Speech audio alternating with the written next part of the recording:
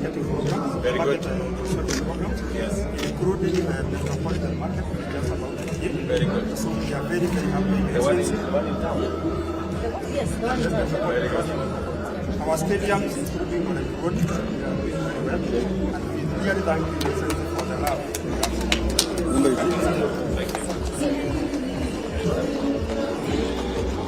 Hello.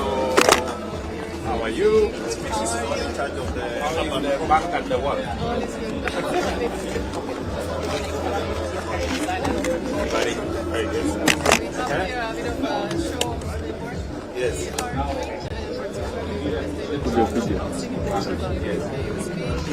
Number of guidelines that we have developed for municipalities that we're doing with Nakuru spatial data infrastructure. Yes, so very interesting work. Also some work that we'll be doing on the KISIP with the youth to work on digital public works for them to collect data in the informal settlements to inform the project. It's a very successful initiative the PS is leading. So we are very happy to be supporting. Thank you very much.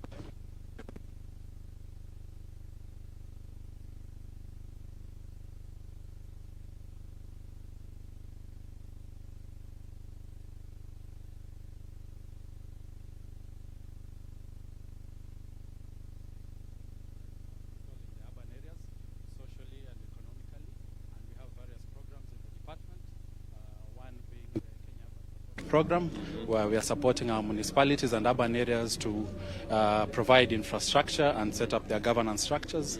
And this is also the home of your legacy markets project, whereby we're implementing. Oh, yeah. Yes. Yes. The ESPs, modern markets. Yes, sir. Your Excellency, the last program is on building climate resilience with urban poor, which you launched during the African Climate Summits in Nairobi, and you have invited 20 African countries to be part of the piloting of the program, and we are moving on in that progress. Thank you. Very good.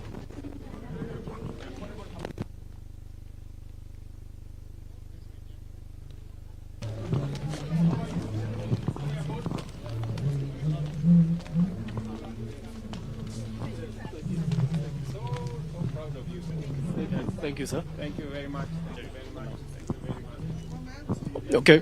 You people are changing Kenya. Yes, Your Excellency. It's changing.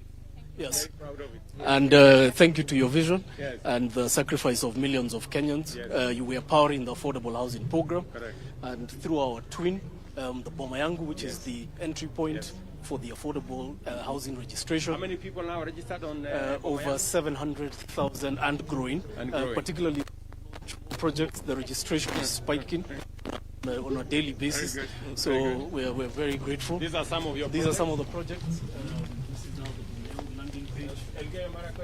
Yes. How is it? Yes, Doing very yes. well. This is 10, Meru, Durambi. 100 projects on this platform.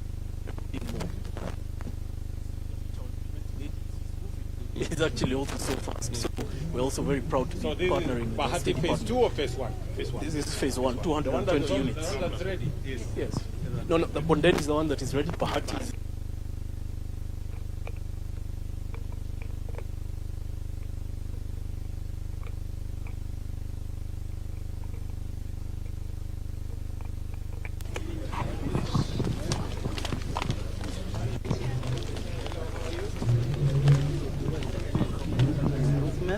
project that we do planning and survey, and we do some infrastructure. And as part of the process, we use drones to get some minor details. Like if you see the settlement over there is Kindungun in Mombasa, it is fully backed. If we use drone imagery, we cannot really get the corridors. So we use the drone images because of the precision that it has. And from that one now, we can do the planning process, on which we have there the titling process, and then from there also we have some CIDBs that we do, like the funding platforms being the CIDBs by some of the community prioritization, and those are some of the infrastructure we've done in Nakuru, and that one is one of the settlements, Kiamuroki in Nakuru. Thank you, sir. Yes.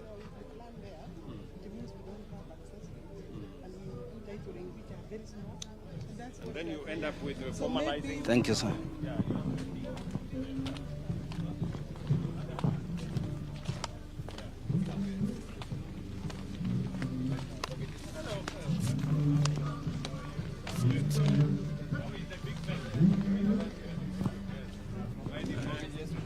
Yes.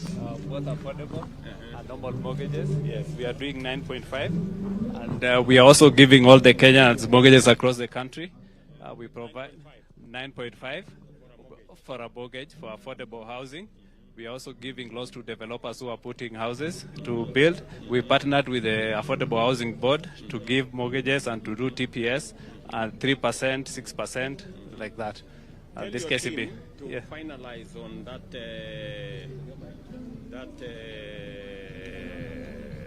product. Yeah. On affordable health. Affordable health. With SHA. Okay, we are going to do that, sir. Yeah. Thank you. Thank you so much. Affordable housing, very good. Thank you. Yeah.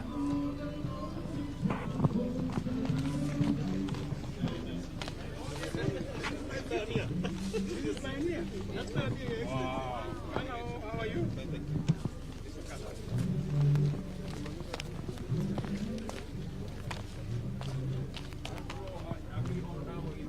Uh, 13th floor. We're already at 13th floor. Yes, we're already at 13th floor. Yes. This one is moving very fast. We are around almost 42%. 15 blocks, yes. Yes, we are around 40% progress. Yes. We also have city. It's still there. 10%. Railway City. Yes, Railway City. Yes. Also same number of units. Yes. And then you have the one in Kidiwa. Yes, the one in Kidiwa. There's phase 1 and phase 2. Yes. one and phase two. Yeah, phase 1 is almost a 90. One is going to change. Yes. Yes. And then, of course, Your Excellency, the market system. Yes. Yes. Yes. Where is the? Oh yeah. Yeah. We had issues with the. Get it off the ground. Yes, It's off the ground. Yes. Yeah, there was a rock issue. Yes. And we couldn't blast it. Yeah. But it is going to be a fantastic market. Yes. You know, if you go to the ground and see this. Yes. I was in Kisumu. It's a lot. I mean, It changes the whole landscape. it blows you away. It blows you away. Yeah. Yeah. You think you are somewhere in Europe. Wow. Yeah. Okay.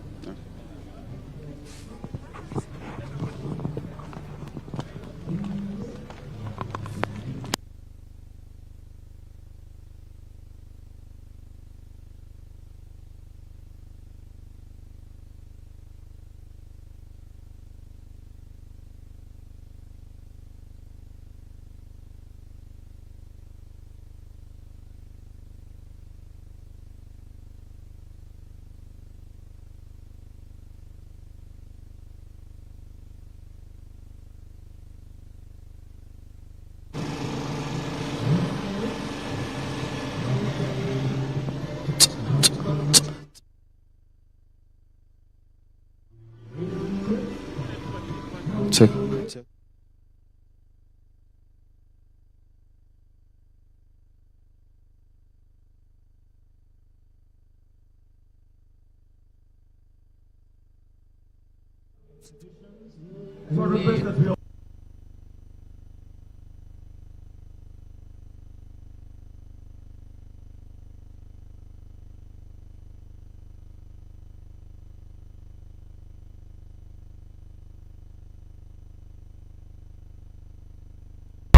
We can be dancing just a little. Side by side. Move side by side. Tucheze kidogo. Sing along. Jambo bwana, habari gani? Nzuri sana. Tumpigie rais makofi. Karibu sana mheshimiwa rais. Tunakaribishwa Kenya yetu, hakuna matata. Sing along if you can. Jambo bwana, habari gani? Nzuri sana. Wageni wakaribishwa Kenya yetu, hakuna matata. Welcome, Your Excellency. With your permission, we'll start with a word of prayer. And allow me to now invite Jamal Mohammed and Ann Mugo to lead us in a word of prayer. Jamal?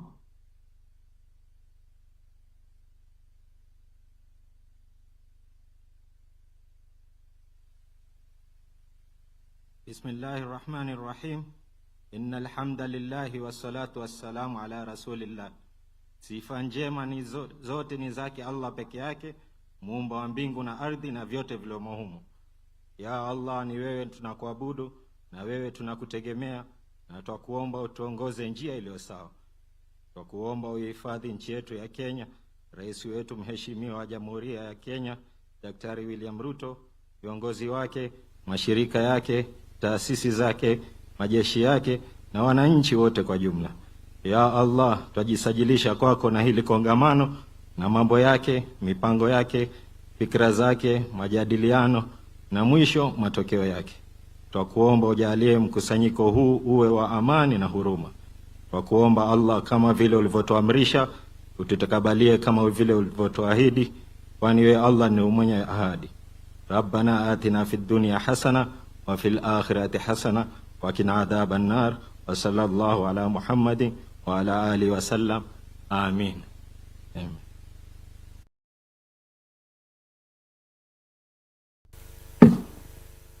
Heavenly Father, we come to you with thanksgiving in the name of Jesus.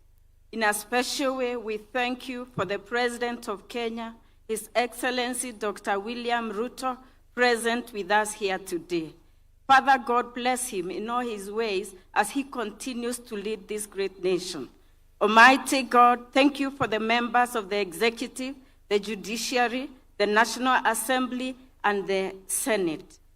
Father God, we commit to you the governors of the 47 county governments and the respective members of county assemblies. Oh God, bless our leaders and give them wisdom. Everlasting Father, we thank you for the great people of this nation. Thank you that there are those that are in the rural and urban areas. Unite us and bless the work of our hands.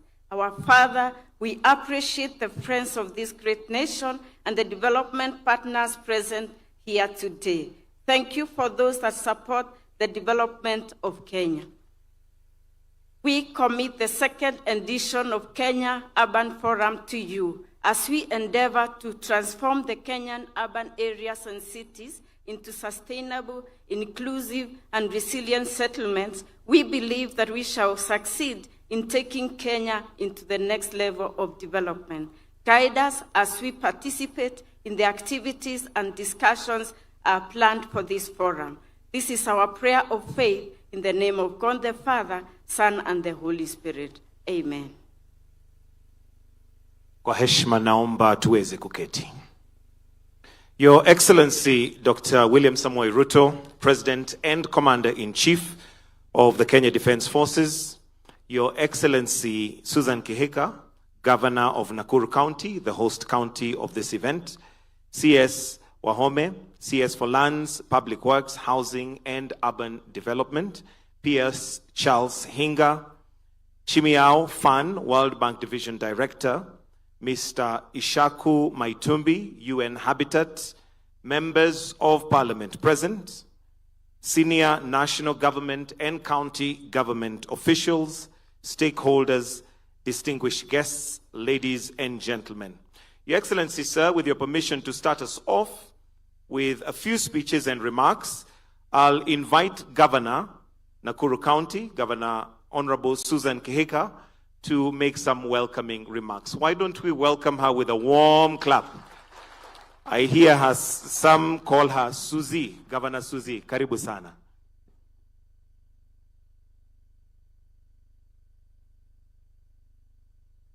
Asante, thank you very much. And let me begin by just welcoming everybody to Nakuru County.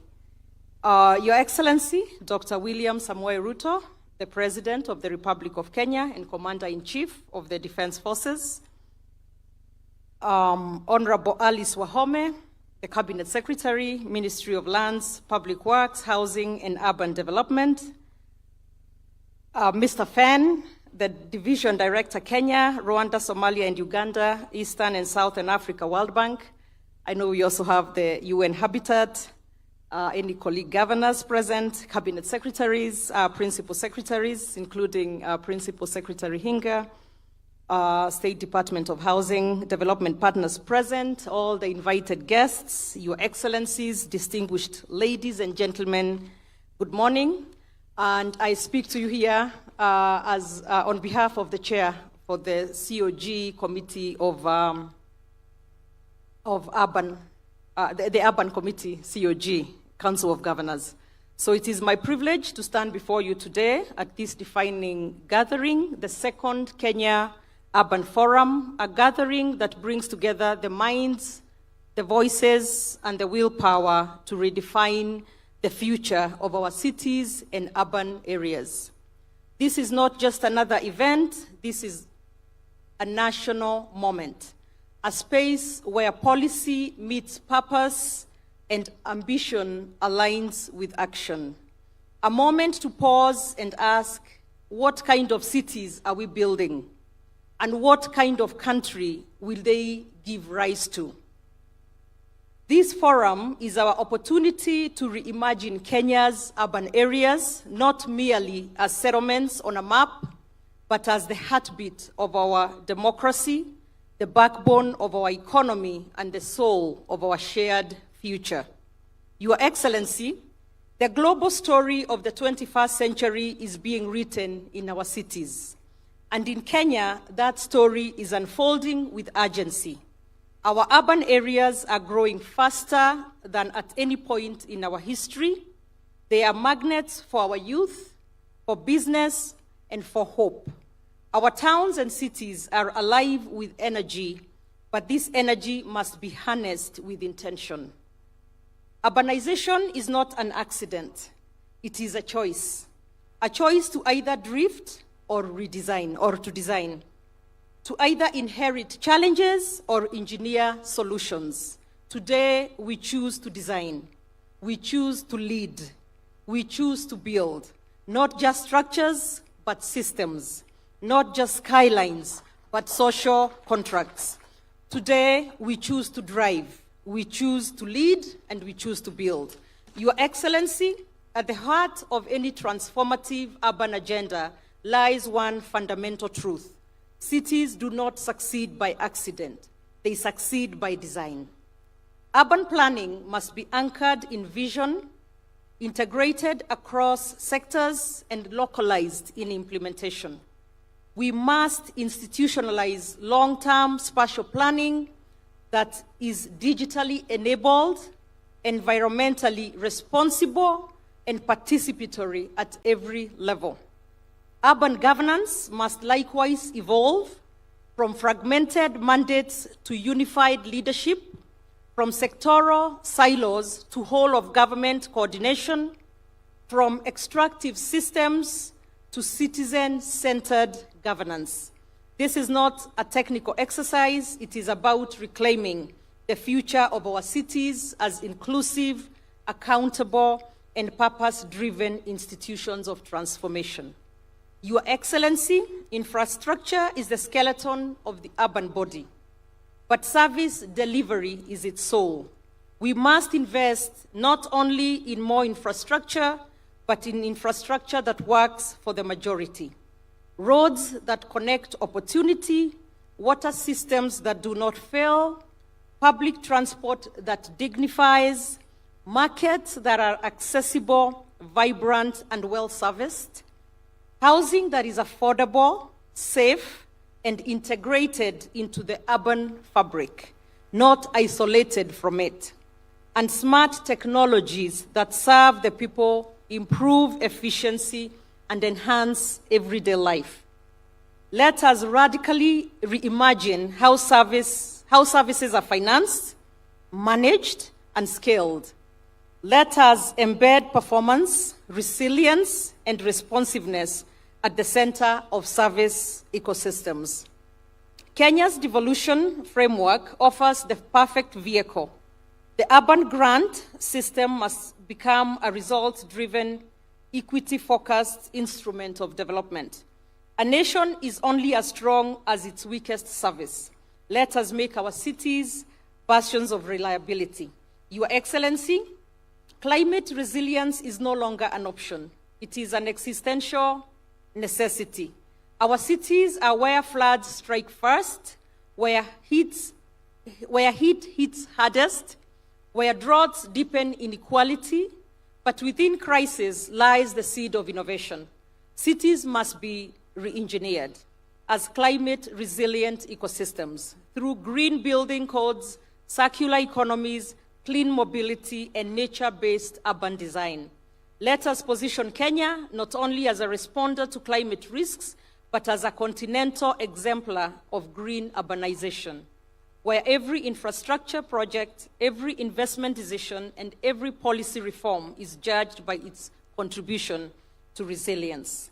Your Excellency, no country in the 21st century will thrive without a competitive, productive, and inclusive urban economies. Kenya's economic future is urban, full stop. Cities are where ideas become industries, where technology meets talent, where women and youth hustle not for survival, but for success. Our cities must evolve for consumption centers to value creation hubs. They must attract capital, nurture innovation, unlock urban land for investment, and foster industries that generate jobs at scale, especially for youth and women.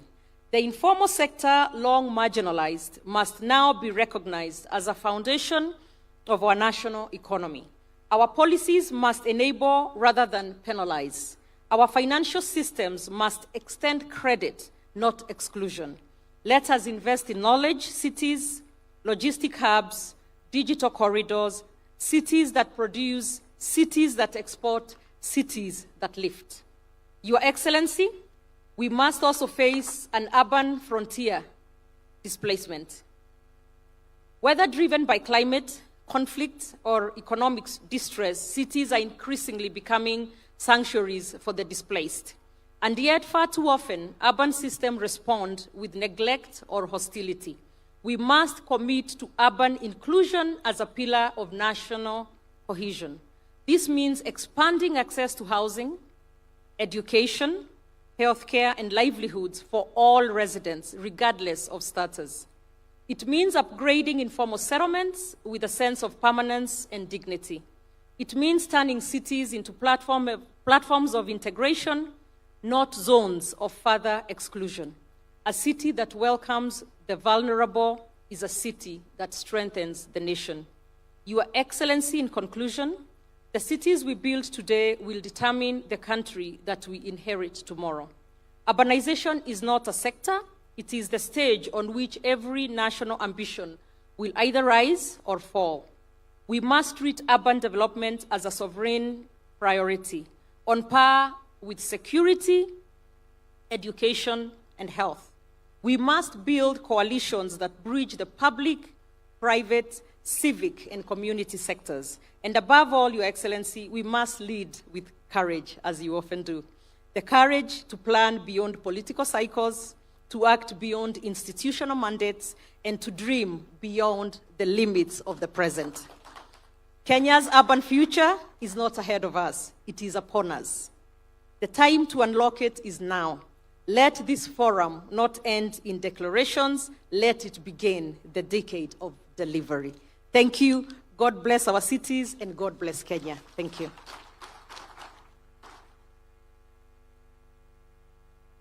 Another clap for Governor. Thank you very much. Kenya's urban future is not ahead, it is here with us. Thank you very much. Your Excellency, sir, next we will have some remarks from Anna Claudia Roseback, who is a director, UN Habitat, via video. If we can have her remarks, please.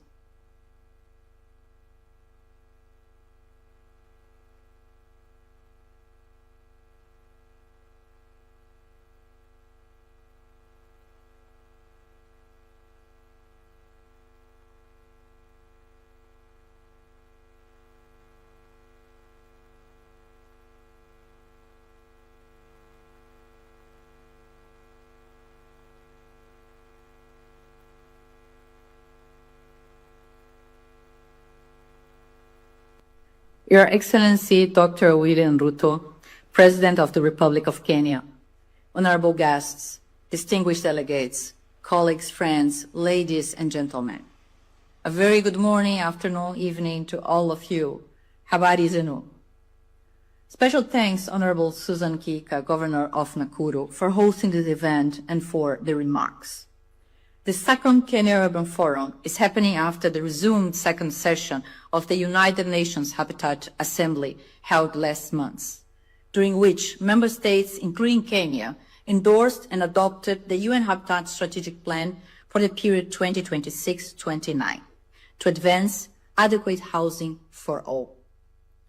Amidst the growing global housing crisis affecting all regions of the world, the UN Habitat Strategic Plan places adequate housing, land, basic services, and the transformation of slums and informal settlements at the heart of global efforts to build inclusive, climate resilient, and sustainable cities.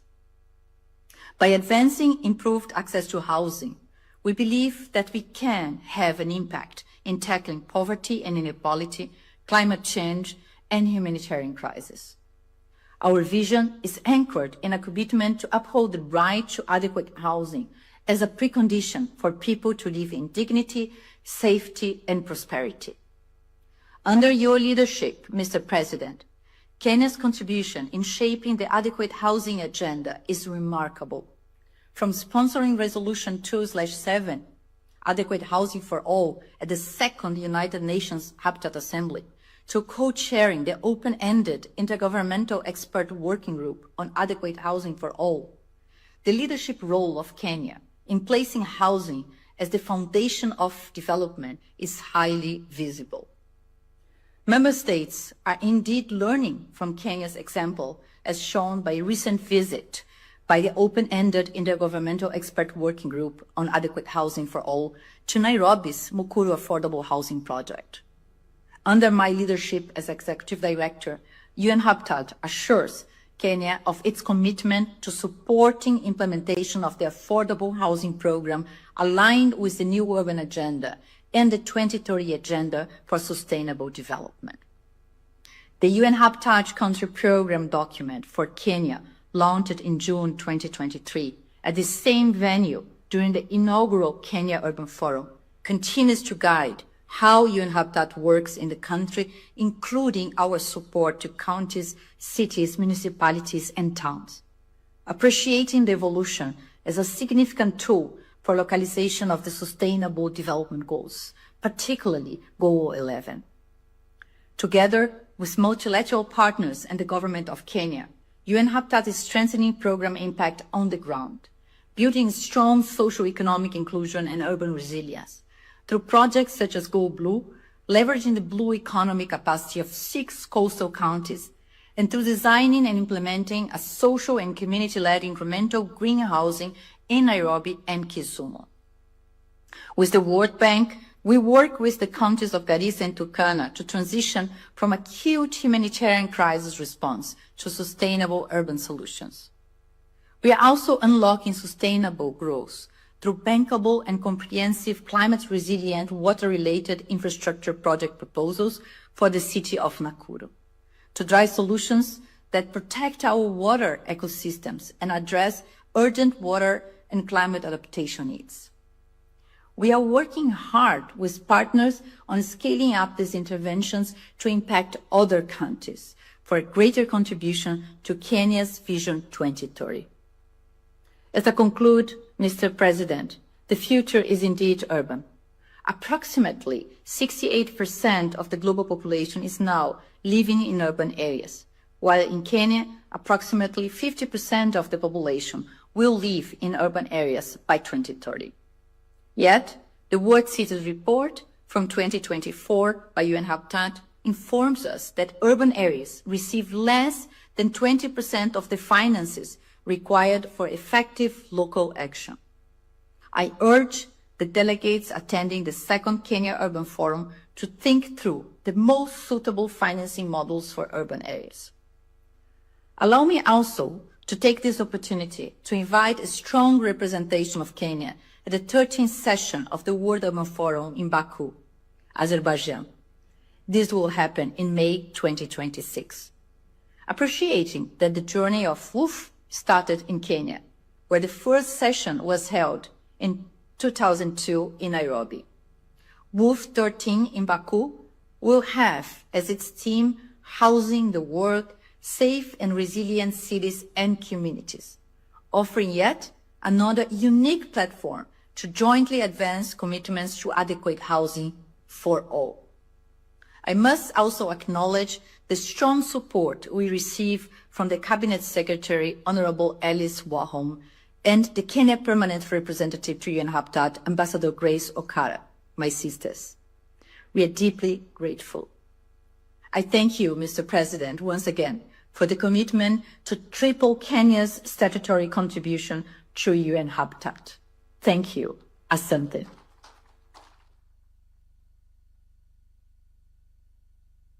Wonderful. And in case you had missed the theme is actually "The Future is Urban, Driving Kenya's Urban Transformation." Your Excellency, sir, present in the room, we also have World Bank. And allow me at this point to invite Chimiao Fan, who's a World Bank Division Director, to make a few remarks. Why don't we welcome him with a clap? Welcome, sir.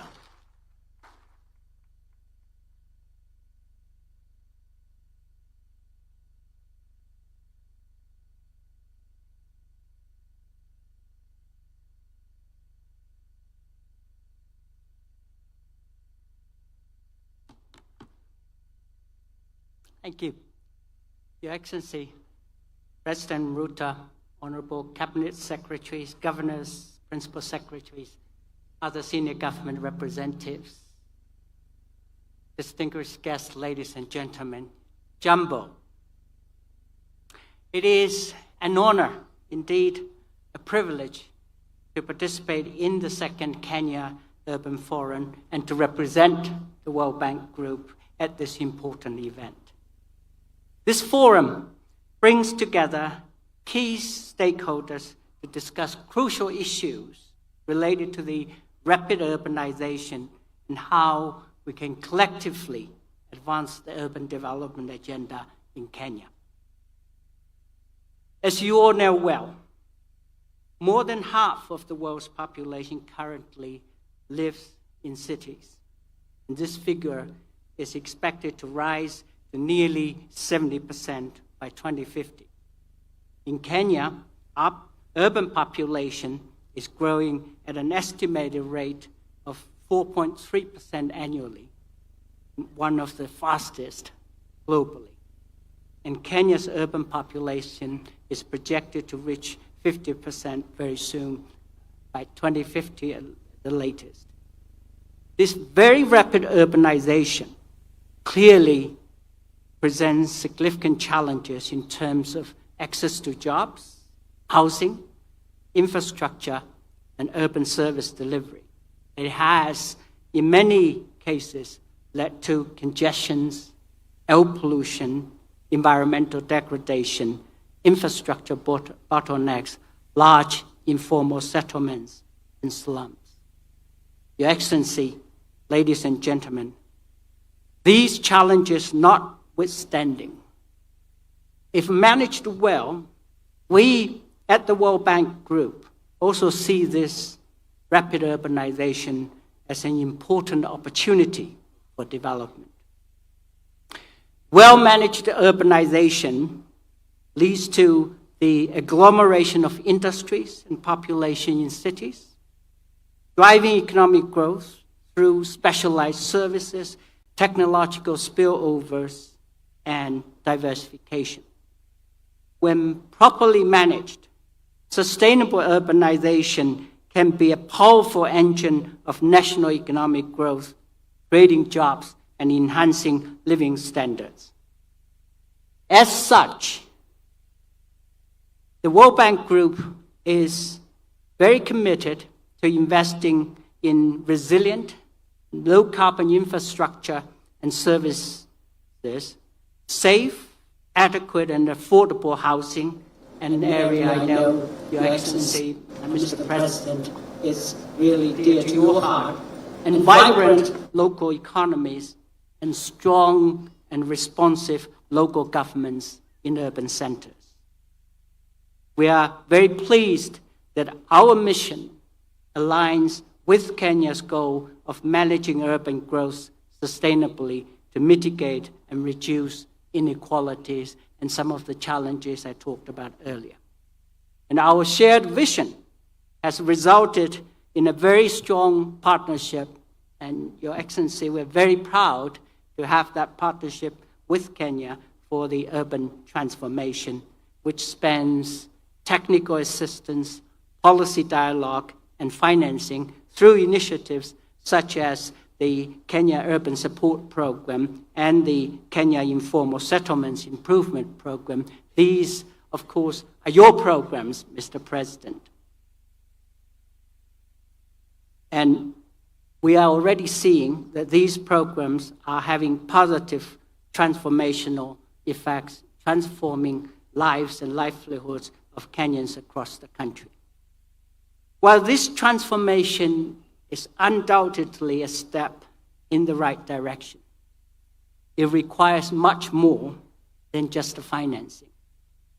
Achieving sustainable urban transformation demands a comprehensive and inclusive approach, and includes data-driven urban planning, an issue, Your Excellency, we discussed earlier, effective governance, strategic policy making and coordination, significant financing and fiscal transfer mechanisms, but also bold investments in clean, inclusive, and climate-smart cities, and most importantly, effective implementation and execution. Your Excellency, ladies and gentlemen, at the World Bank Group, we are walking the talk through partnerships with the national, county governments, municipalities, development partners, and the private sector. As you have seen during the exhibition, Your Excellency, under the second Kenya Urban Support Program, we are supporting 79 municipalities across 45 counties to deliver better services for citizens. We do this by strengthening their capacity to plan, urban planning, another issue you have emphasized that's critical, to develop and manage essential infrastructure. These include the municipalities of Kakuma and Dadaab, where the program will improve access to basic services for both the refugees and host communities, leading to improved livelihoods, social cohesion, and prosperity in these regions.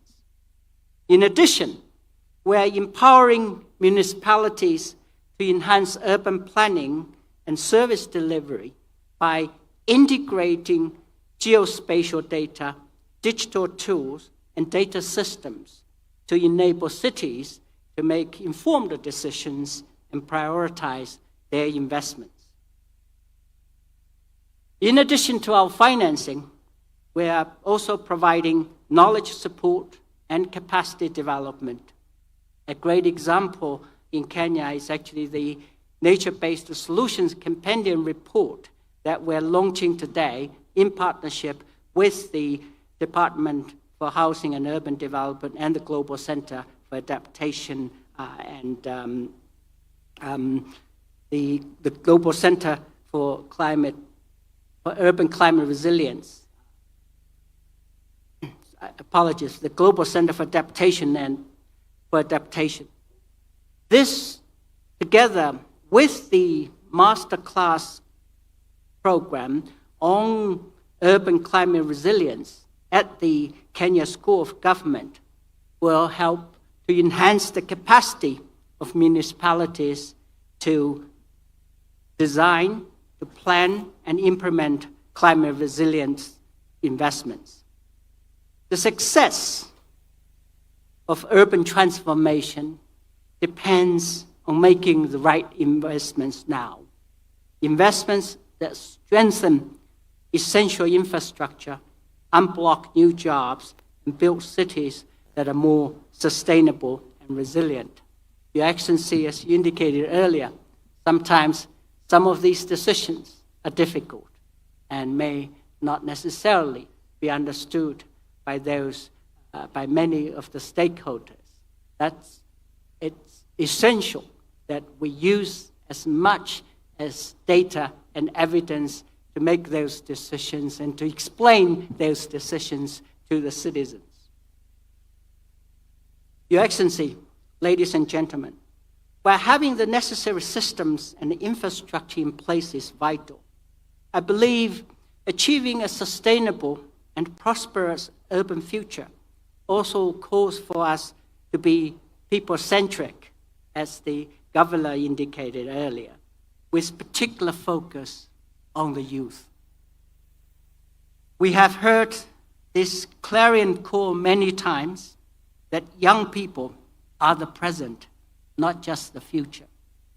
We fully agree with this sentiment and recognize that young people play an integral role in shaping the future and contributing to resilient urban development. This is not just about inclusion. It is also about harnessing the untapped talent for Kenya's economic transformation. And in the Kenya Informal Settlements Improvement Project, we have moved to harness the potential of the youth by training and equipping young people, including women and persons with disabilities, to collect and analyze urban data using digital tools to support informal settlement upgrade. So they are, in fact, providing that very evidence that's needed for decision-making. Their enthusiasm, commitment, and ingenuity are already contributing to more inclusive and resilient neighborhoods and cities. And we hope to see more of this in the future. The Kenya Jobs and Economic Transformation Project, Your Excellency, which you also know well, we support, is also aligned with this people-centric approach. The project aims to place quality jobs at the heart of development by increasing private sector investments, improving access to markets, and promoting sustainable finance. This $150 million project is expected to benefit at least 45,000 Kenyans, including 6,800 women, by creating new or improved job opportunities. Your Excellency, ladies and gentlemen, Sub-Saharan Africa's towns and cities are growing faster than any other region. Every new street, house, and water pipe is a chance to embed resilience, low carbon efficiency years to come. Climate action in Sub-Saharan Africa, particularly in Kenya, is not a luxury or a slogan. It is simply basic infrastructure and services delivery done right. Additionally, urbanization is not just about creating green and resilient cities. At the core, Your Excellency, it is about lifting millions of people out of poverty, ensuring they live in dignity. It is about securing economic success for future generations in the long run. I'm therefore very, very happy to see a diverse range of stakeholders, many of whom are present here today, coming together to deliberate on a roadmap for actions that can harness Kenyan cities as engines of green, resilient, and inclusive growth. Your Excellency, ladies, gentlemen, future is indeed urban. Let us build it together. Asante sana.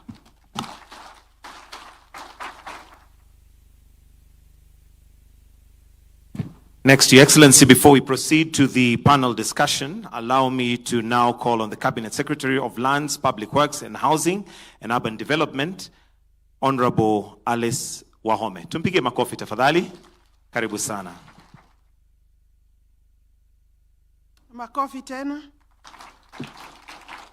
Thank you very much. Yes, let's not be dull.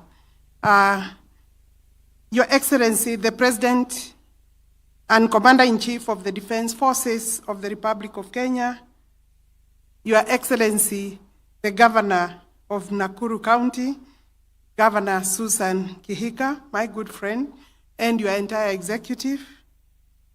We have other principal secretaries in this gathering. With us, we have the World Bank, country director, World Bank officials present with him. We have representatives. We've just received a very good presentation by Anna Claudia, the ED UN Habitat.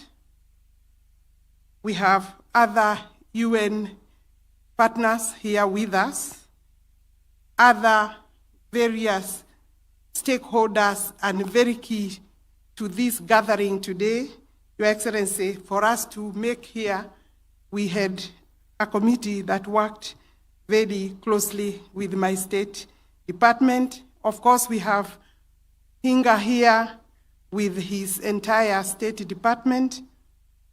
Allow me, Your Excellency, to make a few remarks before we go to the high-level session by His Excellency the President.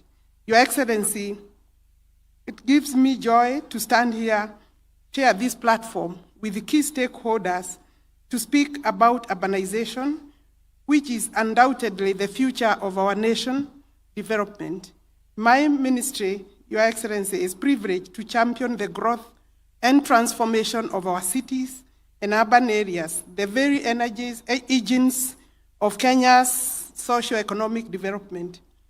This, Your Excellency, is the second Kenya Urban Forum, and it presents a unique opportunity to reflect on our urbanization trajectory and affirm our collective readiness to shape a safer, more inclusive, resilient, and sustainable urban future.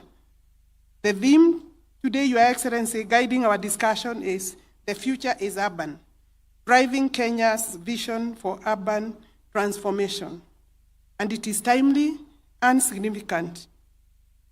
While urbanization in Kenya is unstoppable, its management is urgent and must be deliberate. Our cities and towns are expanding rapidly, often outpacing the planning frameworks and infrastructure necessary to guide the transformation. Your Excellency, urban areas hold immense potential to drive national development and county development. This potential can only be realized if we intentionally invest in robust planning, resilient infrastructure, efficient mobility systems, and sound governance. Enhanced revenue generation, Your Excellency, from urban areas through property rates and other income streams can only deliver impact if anchored on accountable and transparent systems. Your Excellency, I'm pleased to report on the significant milestones made by the State Department for Housing and Urban Development in establishing municipalities across the country. It has been alluded to. In the last 5 years alone, over 100 municipalities have been established as envisaged under the Urban Areas and Cities Act Amendment number 3 of 2019. Our current focus is to strengthen governance structures and enhance capacity for effective service delivery.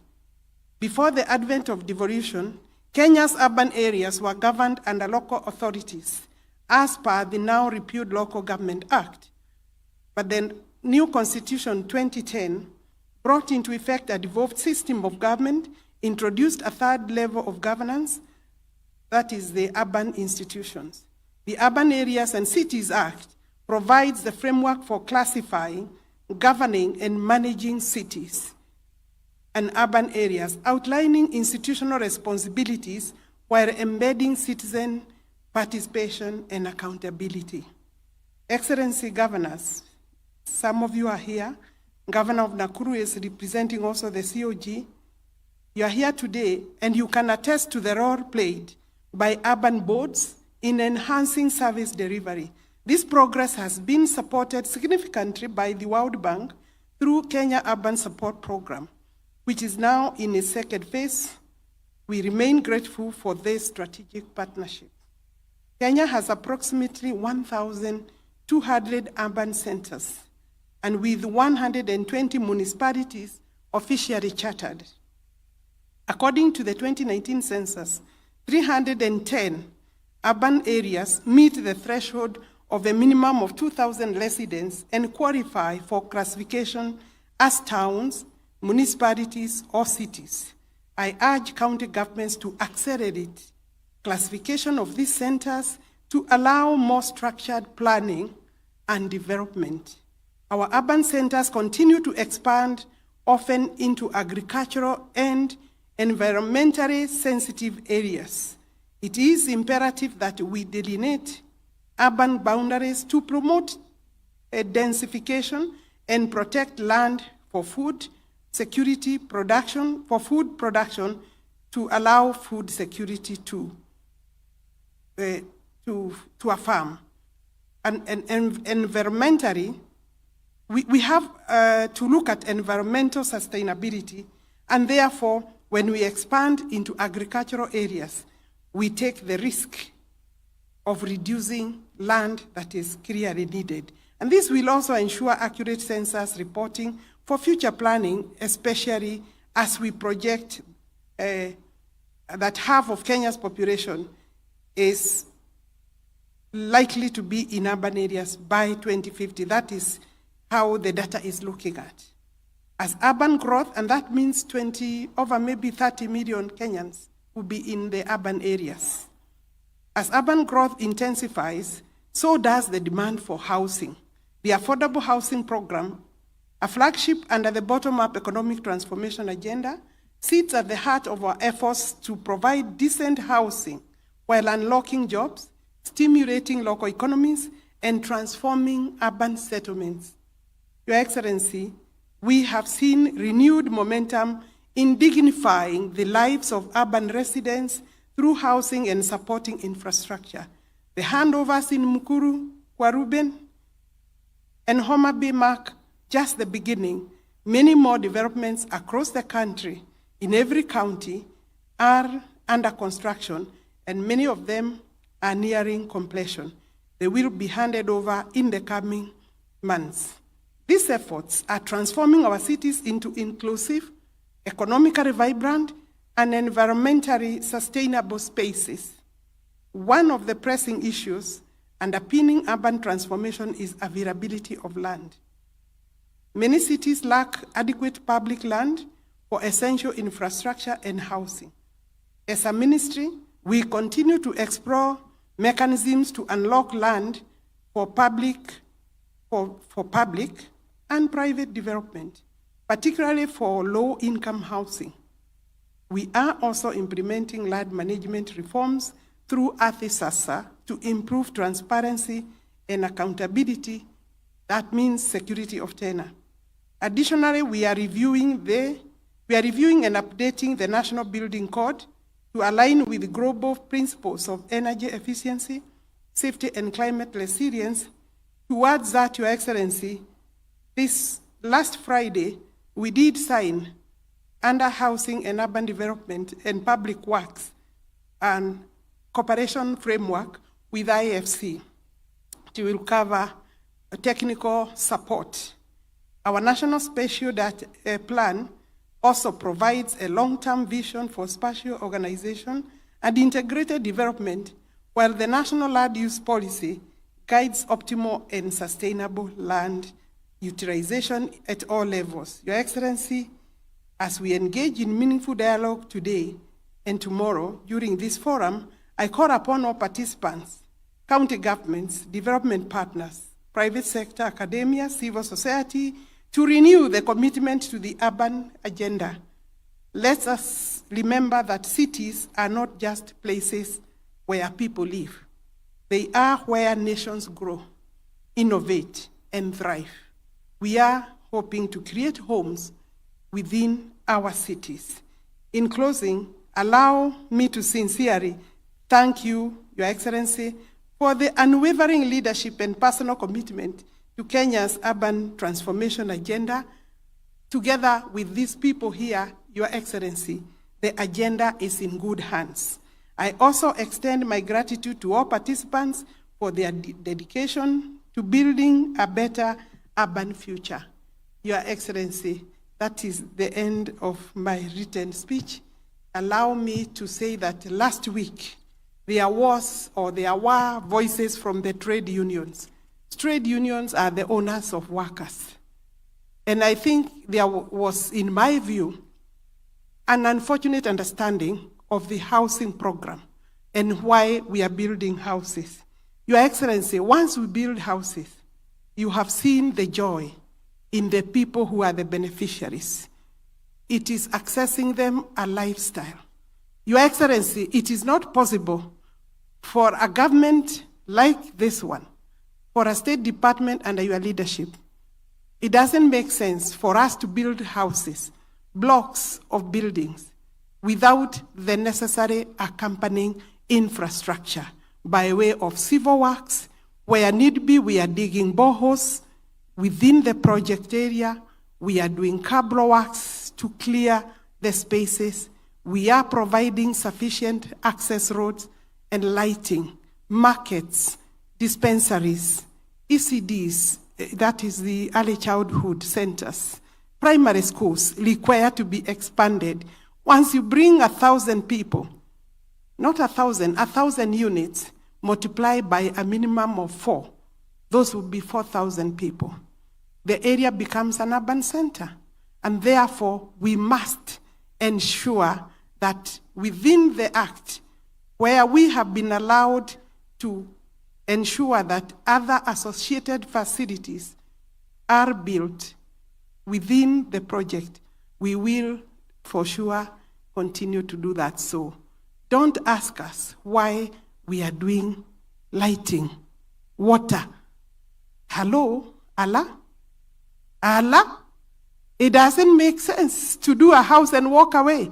Then you better leave the people where they were before you did the houses. And you know, we are moving people from informal settlement.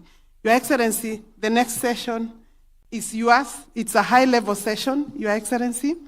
You will be moderated by my Principal Secretary because there are other partners in that session, Your Excellency. So allow me now to ask His Excellency to come forward, and please bring him with a warm, hearty clap. Your Excellency. We have changed a little so that you are the one to receive the high-level hinga. You will be the one calling the other guests to join His Excellency. And as they come in, maybe they will offer a hand to His Excellency. Thank you. Inga, please take over. Thank you very much. You can all be seated. Thank you, Your Excellency. We'll call you. Okay.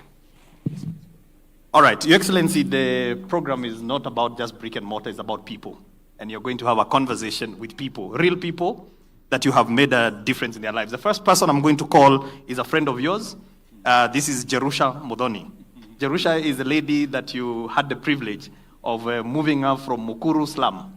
And she is the owner #1 of Nakuru social housing. Jerusha, go greet the president and sit next to him. Followed by Peter Mwangi. Your Excellency, Peter Mwangi is a welder at our Bahati Affordable Housing. He's a chairman. You can go and greet the president. Your Excellency, these are the new millionaires, by the way. You know? Ukimwona hivyo, hawa ni the new millionaires. Kwa sababu he got a contract of 10 million, akajenga dirisha. And so akikaa hapo hivi hako mbaya sana, and he's going to be our new homeowner. The next person, Your Excellency, is Lilian Nafula Wanaswa. She's a community health promoter. She's a community health promoter. She's dedicating her life to serve many Kenyans, providing healthcare, and she's also a new homeowner. Then, Your Excellency, I have Stephen Opio Odhiambo. Stephen Opio Odhiambo, Your Excellency, was a resident of Marigoine. Steve, Your Excellency, is also a welder and is also a homeowner at Marigoine. Your Excellency, the next person I'm going to call is Pastor Steve Baraza. Pastor Steve Baraza, you know him very well from Kibra, Soweto. He's been a great leader, and he has helped us with the high rise there, and he's also anticipating to be a new homeowner. Your Excellency, then I have Maureen Andisa.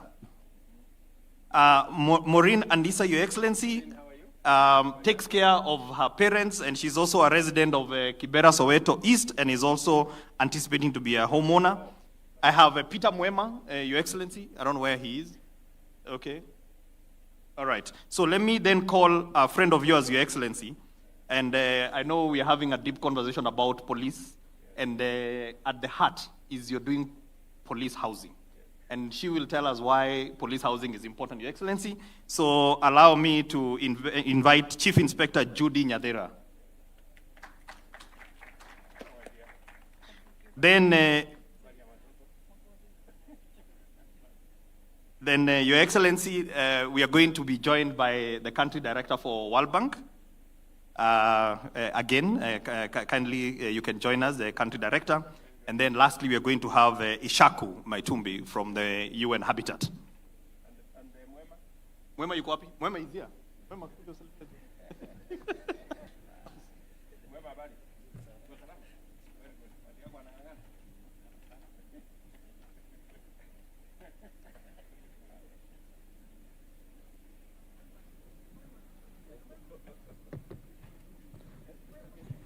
all right, and then a mic for the President. Thank you. Thank you so much, Your Excellency. Your Excellency, I know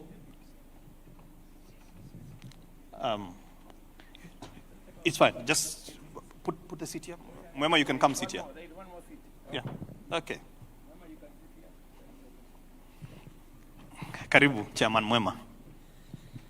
So, Your Excellency, in this country, we are implementing a wonderful program. About 2 or 3 weeks ago, I saw you being very emotional when you handed over the keys in Nakuru. It's probably one of the, to quote your words, you said, in your adult life and in your political life, it was the most consequential day of your life. I want you to kick us off by really just rehashing why that moment, Your Excellency, was the most consequential moment of your political and adult life. Thank you very much, Charles. Good morning, everybody. Oh, sorry.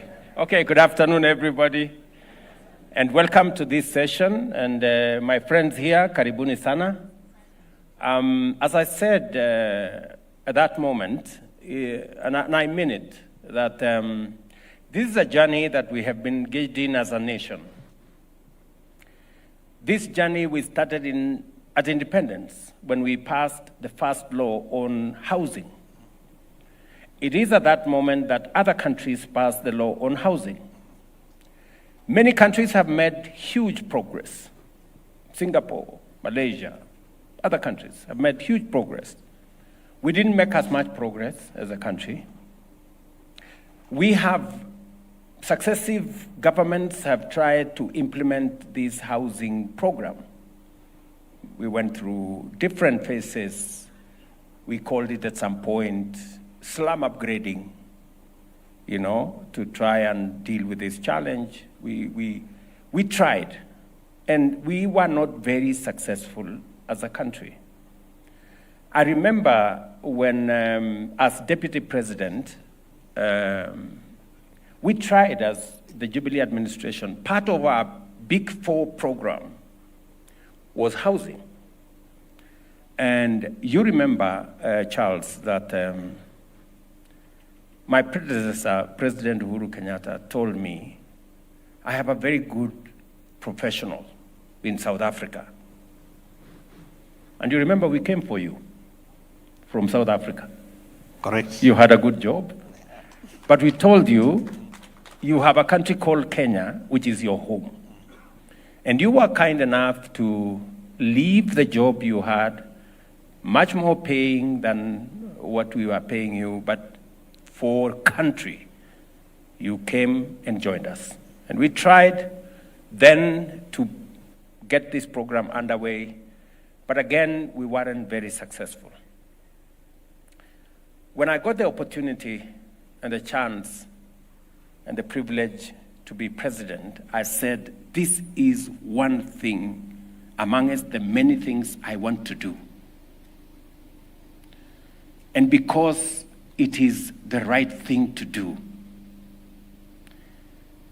we have said here, I've heard the country director talk of World Bank, and all the statistics point to a future that is urban. And we have no choice about that future being urban, but we have a choice on what type of urban future we are going to have. Are people going to live in informal settlements? Are they going to live in slums? Or they are going to live in planned, dignified shelter that has dignity? And so, because Kenya is urbanizing, we've just been told by the country director of the World Bank, among the highest in the world, 4.3%. 50% of our population will be living in urban centers by 2050. Maybe 30, maybe 35 million Kenyans, maybe 40 million Kenyans will be living in urban centers by 2050. And many people ask me, who told you that Kenyans need houses? Why are you pushing this agenda of housing? You know, maybe you are pushing it for other reasons. But I have a simple answer. The answers, the statistics answer them. Kenya is urbanizing, the highest rate, some of the highest rates in the world. We will have 30, 40 million people living in urban centers. If we don't plan about it, we will be living in squalor, as many of our citizens are doing. Secondly, you have citizens that are living in subhuman conditions today. Go to any informal settlement. Nakuru, Soweto, you know, the famous Kibra, you know, just outside this hotel here, Karagita, just here, you have 10,000 people living in a small place. Go down to Molo. You know, I was in Molo and I felt very bad. You have close to 10,000 people living in a small place. You know, you have children staying in little houses with their parents. We had a confession from Kibra. It is the same in Kasarani right here, where kids, 10-year-old kids, are introduced to sex because they live in the same room with their parents. You know, those are the people who are firing my desire to drive this housing agenda, because those kids deserve better than we are giving them today. Those people in informal settlements deserve better from a government. And that is why you asked me about the consequence of my statement. That is why when I handed over the first keys on this program to my dear sister here, Jerusha, I said it and I meant it. It was actually the most consequential day in my political career, because we started to change the trajectory on how Kenyans live. And so that's why this moment is very important. And that's why I'm very proud that we are making these steps. And I must say, all the people who have talked before me, I listened to Susan Kihika. My dear sister, you made the statement I would have made. I mean, the understanding, I am very happy that from Susan to my CS to the country director, I mean, everybody, we are all appreciating what this is all about, you know? And therefore, this is a very important occasion for me and for us as a nation. And the progress we are making in this space speaks volumes about the kind of future we expect. Thank you, Your Excellency. We shall revisit some of those aspects very shortly. But Your Excellency, you know, in this country, we've had people talk about shareholding. But right next to you is somebody who, I think when you talk about shareholding, the right shareholding is actually when you own something. And I don't think there is anything that beats owning your own home. And Jerusha, Your Excellency, as I said, first, she's a widow. I think the Bible and even the Quran, many scriptures talk about widows. And so when a widow cries to God, feeling forgotten, you know, and you see that moment and moving into her own home, I believe there is nothing that beats that moment. And so I want to ask Jerusha. She was homeowner number one. And a lot of Kenyans said at that time that those houses, the people who are occupying are not from Nakuru. So, and Your Excellency, I don't know whether you saw some stuff on the social media. They said that Jerusha is another lady from Kisii. So maybe she can tell us whether she oscillates from being in Kisii and being in Nakuru.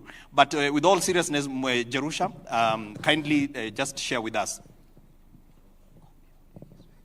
And if you're comfortable, you uongee Kiswahili, hakuna shida. Asante. Kwa majina niyo umesikia naitwa 001 Jerusha Muthoni.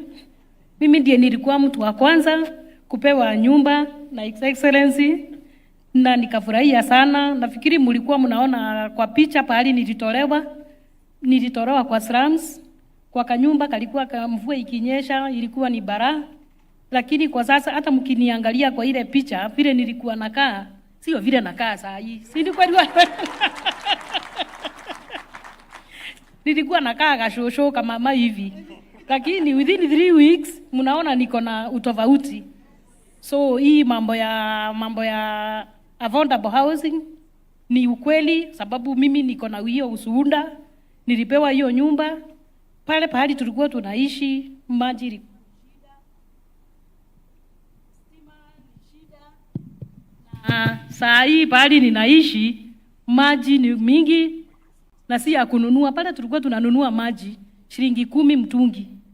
Niko na familia watu 9. Ni maji ya pesa ngapi naweza nunua? Ilikuwa ni shinda, ndio unaona sasa ninaoga kwa siku mara 2 ama mara 3. Ndio unaona kauso kameng'aa hivyo, watoto wanafurahia sana.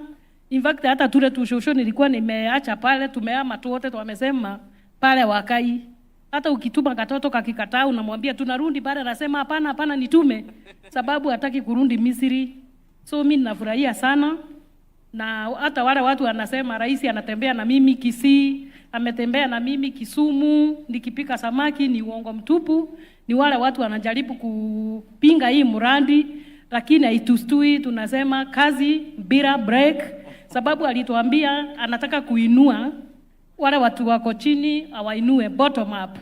Na ni ukweli, mimi nimeinuliwa, nimetolewa chini, niko juu. Na ninadhani pando nitaendelea nikiinuliwa. Pali tuko pale, security ni tight. Pale hata kuna parking, mkikuja kuna pali pa kupark. Your Excellency, pia hata nataka unimbaie kagari niwe nikipaki pale. Niwe mtu wa kwanza kupaki kagari pale. Parking iko sawa, kila kitu iko sawa, so kazi iendelee bila break. You can have a conversation with her, Your Excellency. Thank you very much, Jerusha. It is true. Vile na kuona leo kidogo iko tofauti. Sijui ni kwa sababu gani, lakini Mungu ni mwema. Na sio Jerusha peke yake. Tuko na wananchi wengi. Lilian hapa ambaye ni community health promoter. Just a simple person. She's also a homeowner in Homa Bay, I think. No, in Mukuru. We have, many people who are experiencing life-changing situations because of where they were and where they are today. Jerusha here has told you, in the Nakuru slums, 3, 4, 5 families share a toilet that you have to pay to use a toilet. People, just imagine yourselves in a situation. Umekazwa hapo, you want to use a toilet, and you don't have money, and there are people who are asking us, who told you to build houses? Surely, people, let us be human. We have real situations that call on us to do something about. Jerusha hapa, kabla hatujaongea vile nitakununulia gari. Bado niko na watu wengi pale ulitoka Mukuru, hawajahama. That is my first assignment. Wale wako Mukuru pale hawajakuwa kama wewe, hiyo ndio kazi yangu ya muhimu kwanza. Na sio Mukuru peke yake, tuko na watu hapa Karagita, tuko na watu Bahati, tuko na watu many parts of Kenya. We have 100 and something informal settlements in Kenya. 7 million people live in squalor in our country, and the numbers are not going down, the numbers are going up because more and more people are coming into cities, and we must prepare and we must, work ahead of time to make sure they don't come and join those in informal settlements. They come into organized, livable cities. And so, Jerusha, tuliongea wakati nilikuwa kwako. Wewe umepata kujua tofauti kati ya mahali ulikuwa naishi na mahali unaishi sasa. Yes. Sindio? Mimi naamini ya kwamba ungependa wale wanaishi vile ulikuwa unaishi zamani, vile vile wapate nafasi ya kupata nyumba vile wewe ulipata. Ni kweli ama si kweli? Ni kweli. Hata wamenisumbua saa hii, hata wale walikuwa napinga mradi wakinitusi wanashindanga kwangu. Hata naoshanga nyumba jioni. Juu kila dakika ni ukweli wanakuja kuhakikisha. Nafikiri hata ukiangalia kwa TikTok wengi wanakuja kupiga picha na mimi. Juu wengi walikuwa nasema nilinyang'anywa, president alikuwa anatudanganya, Mama Jerusha amenyang'anywa vitu. So watu wanakuja kila siku, sasa wamekubali. Sasa wananisumbua, tutajaza namna gani, tutapata nyumba namna gani. So ni ukweli, ninaomba pia na wao wakuje juu wamenisumbua sana. Okay, so and it is important for me to say this, to contextualize what Jerusha is saying. We have a pipeline of 700,000 housing units. We have the first 2,300 have been given out. Another 11,000 are in the stage of completion. We will be handing out keys. When I come to Nakuru, for example, in the next month or two, the houses in Molo are ready. The houses in Bahati are ready. I will be coming to do groundbreaking for the houses outside here in Karagita, because it is my intention that the people living in the slum here in Karagita must equally benefit from this program the same way Jerusha is benefiting. As I go to Molo in Nakuru here, I will also be launching the construction of 2,700 housing units in Kasarani. And for your information, I have been to Kasarani in Molo. It is, let me just say, it's not a good place, because you have people living in very difficult conditions. And I must thank the leadership of Nakuru, the governor here, the member of parliament. You know, they are also transformational leaders. They have provided leadership. We have got land that we are now going to build those houses, and shortly we will transform Kasarani, the slum, into a place of dignity. And we will continue to do this, because this is one thing I signed for as president. And I must do it. I must go out of my way to do it. And I'm very happy that there is progress. I'm very encouraged by people like Cherusha. You know, they fire my passion, because ukiona mtu ambaye maisha yake imebadilika, it validates the dream of affordable housing in our country. We have 150,000 housing units under construction. Our job will be every month, we will be giving out the houses that are ready. As I have told you, we have 700,000 in the pipeline. And as Alice said, we are continuously looking for pieces of land where we can do more housing units. We are working with counties. Very many county governments are now stepping forward to work with us on this. And as we do all this, it has to be wholesome. Mumesikia Cherusha amesema iko parking. Atakwambia pia hapo kutakuwa na shule, pale kutakuwa na soko, pale kutakuwa na hospitali. Kwa sababu housing is not just 4 walls and a roof. Housing, according to the UN, and I have the UN representative here, when you talk about adequate housing, it comes with many things. It must give dignity, it must be sustainable, it must be livable. And that's why roads are necessary, social infrastructure is necessary, hospitals are necessary, schools and markets. And we will continue to engage with stakeholders so that they can understand why this is necessary. Sindio? Taka soko. Tunataka soko na hata shule iko karibu kuisha. So that time watoto watakuwa hapo. Thank you very much. Thank you. Moving along, Excellency, what I'm going to do now is, before I move to the conversation about the other impact this program has had on jobs, allow me to ask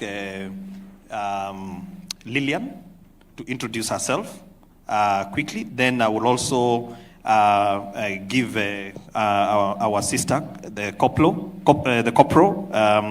Chief Inspector Judy Nyathira, to also say something. And then I will also ask Maureen and Lisa to just introduce themselves, because she's a homeowner. You moved in Nakuru. And Your Excellency, our men and women in uniform, they dedicate their lives to serve this country. And we owe them a duty of care, because majority of them live in very bad conditions. So I'm very happy that we have got Chief Inspector Judy here representing all the men and women in uniform. And we want to say that we have got a lot of police housing, military housing. I think in 2 weeks' time, you'll be launching 10,000 houses for the military. We have about 27,000 for the police.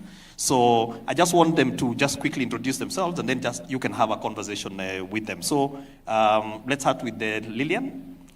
Just a brief introduction about yourself, then with Maureen, and then we will have the Chief Inspector. God is good. All the time. And all the time. Our Excellency President Dr. William Samoei Ruto, and all protocol observers. My name is Lillian Simiyu. I'm a community health promoter attached to Nakuru Health Center. I'm a mother of 3, and I'm a beneficiary of SEPU. SEPU is a slum upgrading program. I'm a homeowner, and Mr. President, we say thank you. Thank you very much for giving us dignity. Asante sana. Yes, Maureen. Bwana asifiwe. Kwa majina anaitwa Maureen Adisa, mimi natoka Soweto na mimi ni kiongozi pale Soweto na tuko pale kwa mradi. Kwa hivyo mimi niko pale kwa mradi kila siku asubuhi, jioni pia nikitoka lazima nihakikishe nimeangalia hizo nyumba zinajengwa vizuri. So that ningoje ukuje unipatie. Yes. So yeye ako on the queue, ametuharakisha, amesema hizi za Mukuru zimeenda haraka kuliko zao. So hapa like Soweto tutamaliza. Chief Inspector Judy. Your Excellency, sir, Dr. Samuel Ruto, all protocols observed. Good afternoon. My name is Chief Inspector Judy Nyathira, a proud owner of the affordable housing in Bondeni within Nakuru. Your Excellency, sir, I want to thank you on behalf of the men and women in police uniform, for not leaving us behind out of this project. The history goes a long way, how the police live, from time immemorial in sharing, using a curtain, and you're sharing a house with your counterpart, no privacy, and a lot of issues going in there. From there, we were given again permission not to live in police lines and to go and rent houses outside. Your Excellency, that was a good step. But again, this is the greatest, where you're renting to own your own home. I'm proud that I've been in my home for more than a year, where I'm assured of my safety. In case I'm going to work outside, I know my family is okay. Social amenities, they're perfect. Water running all through, the lighting system, enough space, a place for children to play, and they can feel the comfort and they can feel living like any other civilian out there. So I must appreciate that it is a good step. All civil servants should go for it because it is changing lives. Thank you so much. Thank you so much. Your Excellency, maybe you can just have a quick word. You know, I have no words. You know, listening to my sister here, Lillian, you know, as a CHP, a community health promoter, you know, the dedicated service that community health promoters do around Kenya. And that she's, through the process, she's now a homeowner with her children, is dignifying. It is a moment of pride, not just for her, but for us as a nation, that we can look after the people who not necessarily would have a chance to own a home. She now has a chance because of affordable housing. And in her space now, Lillian, where are your kids school going? Are you? They are still at Mukuru. They're schooling at Mukuru. Yes. So you want us to complete the school soon? Kindly, like the school thing should be a priority, because I've noticed that watu wengi hata hawajaingia because of the school. Because unaona hiyo kucommute within Ruben to Mukuru, it's a bit far, and it's expensive also for us. So if you can do a school for us, Your Excellency, we'll be very proud. Very good.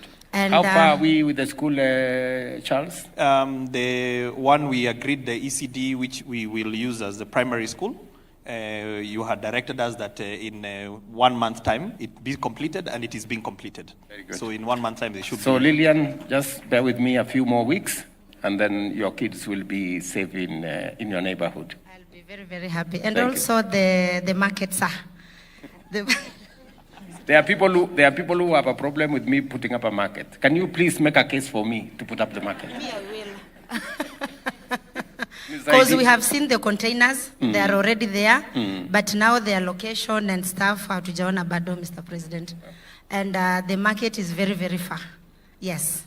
So you need the market within the development. Everything, all the amenities. Very good. Yes. Thank you very much.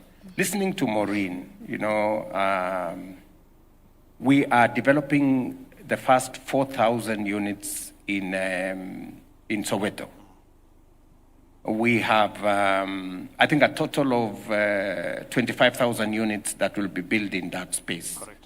And we have done, the 4,000 units hopefully will be ready, and I've given instructions to my team, Alice here and Hinga, that by January we should be able to we should be able to give out the first 4,000 units. Yes, you've got it. And then the other units are following. So huyu mama umesikia amesema anachungulia kila wakati akipita hapo, nataka kuangalia hii nyumba itaisha lini, kwa sababu anangojea. Yes. Sasa vile niliwaeleza, sitaki Maureen angoje sana. Ndio amekuja hapa nafikiri kuniambia niharakishe mambo. Yes. So Maureen, nilikuwa hapo juzi hapo Soweto. I think like 3 weeks ago I was in Soweto. And nataka uwaeleze wale watu wa Soweto, mimi nawaheshimu sana. Wakati niliona yani watu wa Soweto wanaishi pale, wanakuja wenyewe kusema wacha niandike jina yangu, mimi niko tayari kuondoka mahali ninaishi hapa, nyumba ikiwa tayari mimi nitarudi. You know, that kind of cooperation that citizens themselves are saying, I am ready to live where I am staying, to go and live elsewhere. And I want my name recorded so that when the houses are complete, I come back and live in a decent house. Waambie wale watu wa Soweto, Mungu atawabariki sana, kwa sababu ya kukubaliana na sisi, kusema ya kwamba mahali wanaishi wako tayari kuhama, tuwajengee nyumba mzuri, nyumba ile iko na dignity, wawache kuishi mahali ambapo hakuna barabara, hakuna maji, hakuna stima, hakuna choo, hakuna mambo yote ambayo mnahitaji. So ukirudi tafadhali utawaambia nimewapigia salute. Utafanya hivyo Maureen? Alafu naona uko na maneno na mimi. Niko na maneno na wewe, nataka tu ku-appreciate kwa hii mradi yenye umeleta. Sisi yetu itakuwa tofauti kwa sababu pale sisi tuko na shule, sisi tuko na market, sisi tuko na place ya kupumzika ukifikiria mafikirio yako ya maisha. Yani we just can't wait to be in that estate. So mi wanga niko very eager kabisa. Though kuna watu wanaweza kuwa wanaongea mambo mingi ati utapata nyumba, lakini us we believe that we are the owners na tunataka ku embrace kabisa hii mradi. And that's why tukikuja last time after 3 weeks kila mtu alikuwa anataka, kwa sababu anaona mradi nyumba inasonga, and everybody wants to be an owner of the house in Nairobi. So furaha yetu ni tutoke kwa hiyo mabanda zetu, kwa sababu kama hata sasa niko hapa lakini niko na wasiwasi because lately tumekuwa na breakages za moto. So sasa hata nafikiria naweza rudi tena nipate kanyumba kangu kamechomeka. So afadhali tutoke kwa hiyo situation ya life yenye tumekuwa tuishi kwa dignity houses. So kama hii ni dream yako ulikuwa nao kutoka ukue kijana, His Excellency, endelea bila break. Sana. And you know, I think the passion that everybody, you know, owning a home is the ultimate passion of any citizen. You know, that you have a place that you call yours, you know. And on to what Judy, and I apologize, Judy, because my peers here have said corporal. Corporal is you are a very senior person. But titles aside, I was very proud when I came to Bondeni, and you welcomed us to your home with your family, and it was a very proud moment.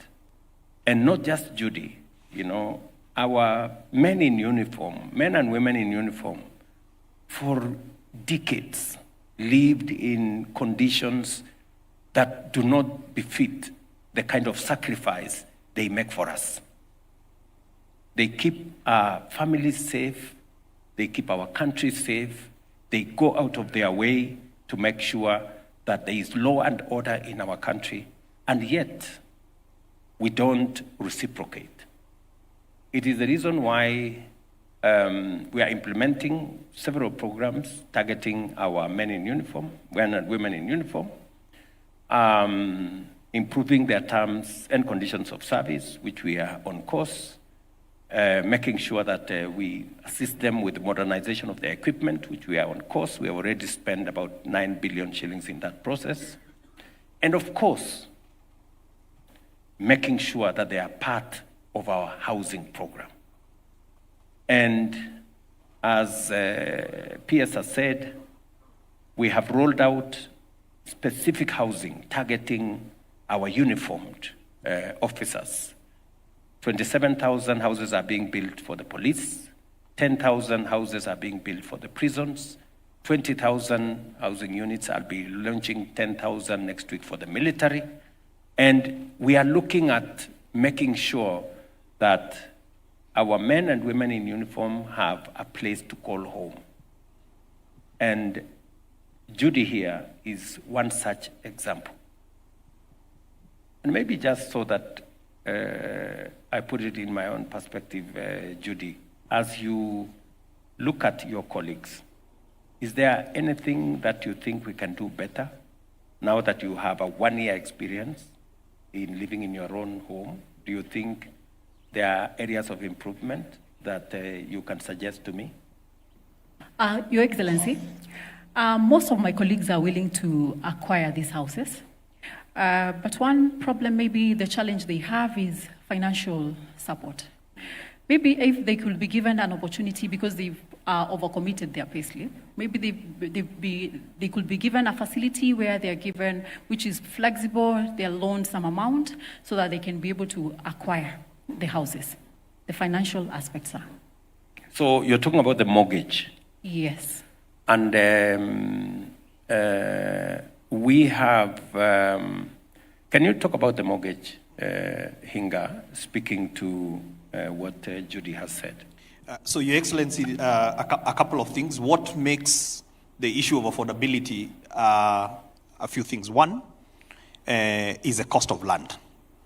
There is a study by the Center for Affordable Housing in Africa that shows Nairobi has the most expensive land in the continent of Africa. But also, Your Excellency, in our country, we also have a lot of inequalities in terms of earning. A majority of Kenyans earn very little.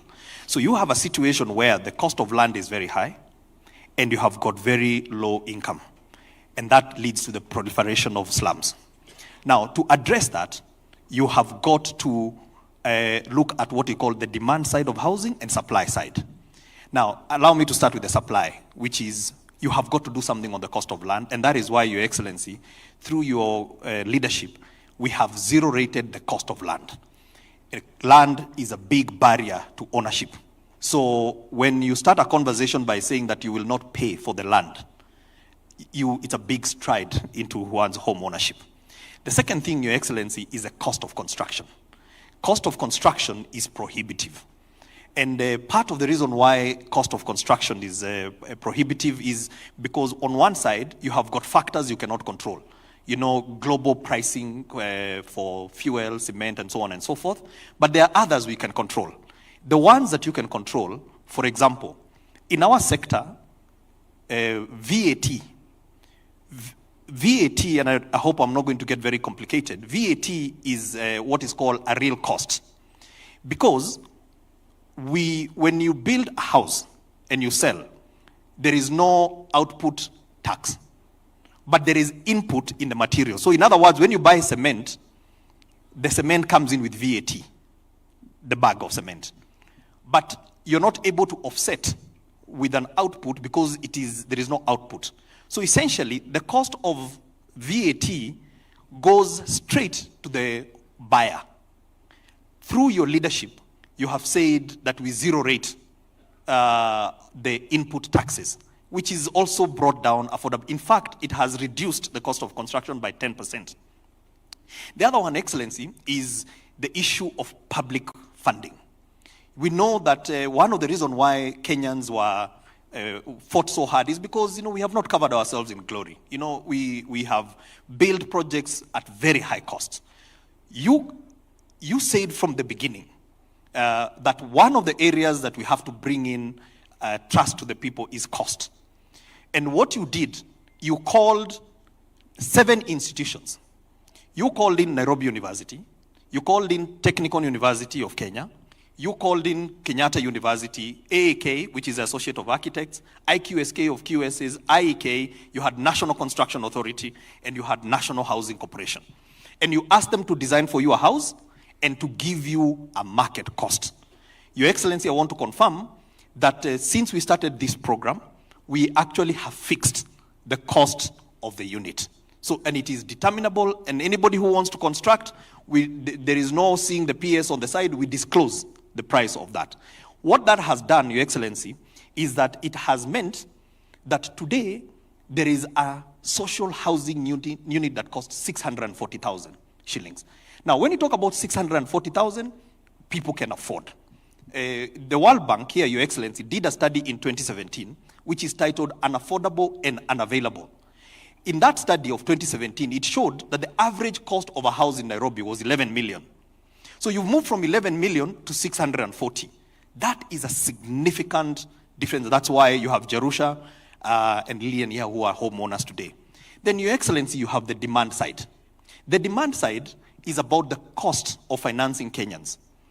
Your Excellency, before this program, and we have been having a high interest rate regime, interest rates for people who had homes reach even 20%. Under your program, you have got 3 interest rate regimes. You have got a social housing, which is 3%, fixed. So even if in 10 years, the interest rates in the country goes to 30, this person will still be paying 3%. It is fixed. The other one is affordable housing, which is 6%, again fixed. And then for everybody else who is in the market units, like myself, and anybody else who is interested, it is at 9%. So the most expensive mortgage you will get is at 9%. The last part is the tenure, the how long you pay. Now, in this country, Your Excellency, we've not had long-term mortgages. Again, through that study from the World Bank, it showed that the average tenure of a house was 7.5 years. So if you have got expensive land, expensive construction amount, which leads to 11 million, in expensive interest rate, that's why, Your Excellency, for a country of 50 million Kenyans, you have only 30,000 mortgages. So those things don't happen by accident, they happen because the system is broken. So what you have done is we have reduced all those things. So what does that translate to? It translates to Jerusha paying 2,800 shillings for her house. This is the same amount of money that she was paying for that shack. She also pays service charge and pays for insurance. So anything that happens to that house, she is covered. So the total amount that she's paying is 3,800. That is how much she is paying to be a homeowner. And that is what she was paying for a shack. Then you have got Chief Inspector Judy, who we give them allowances for our police. They get about 9,000 shillings on average. Obviously, it differs.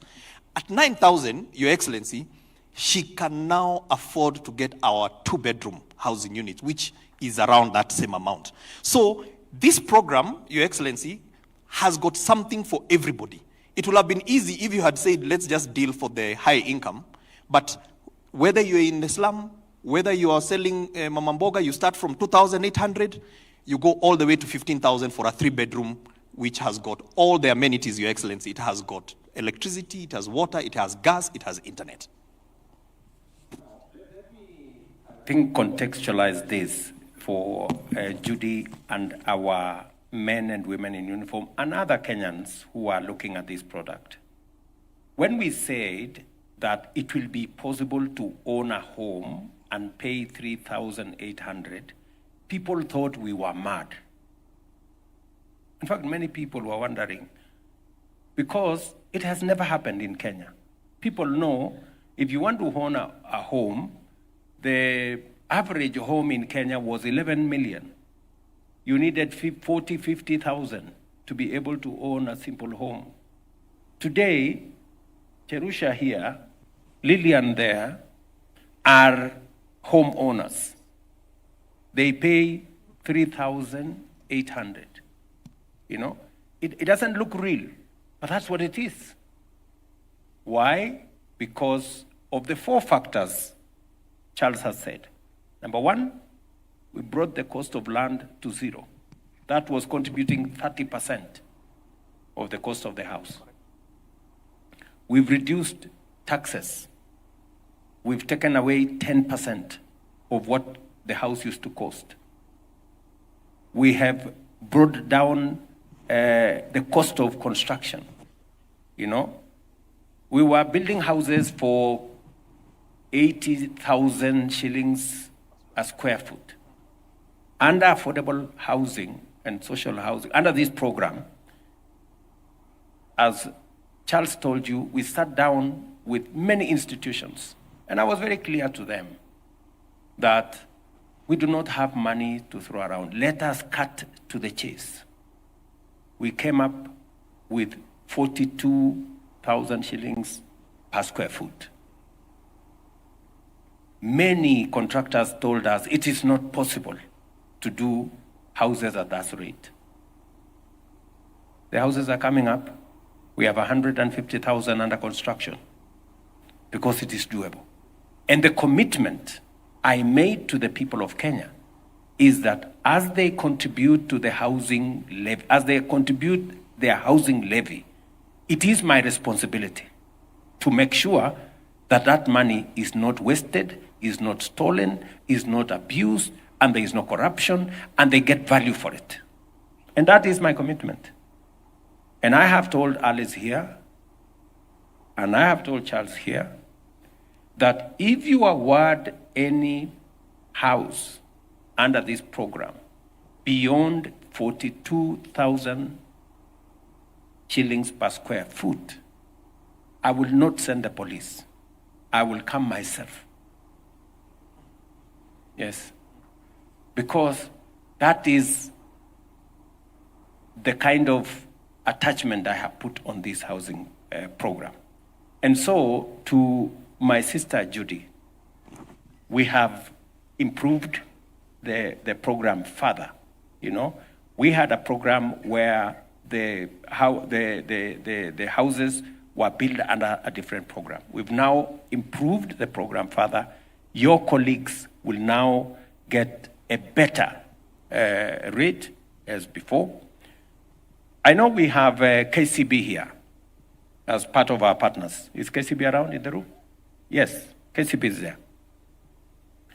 An average mortgage in Kenya was 18%. Working with KCB and other housing finance and others, what is the mortgage now, my friends, there? 9.5%, is that right?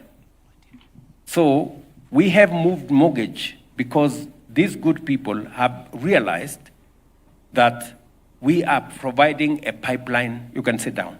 You are providing a pipeline of houses, and we are guaranteeing, I think under KMRC and all the other, we are making sure that that program rolls out properly. And as Hinga has told you, for Cherusha here, her mortgage is at 3%. For Lillian there, it is at 3%. There is nowhere you can get a mortgage at 3% unless under this program.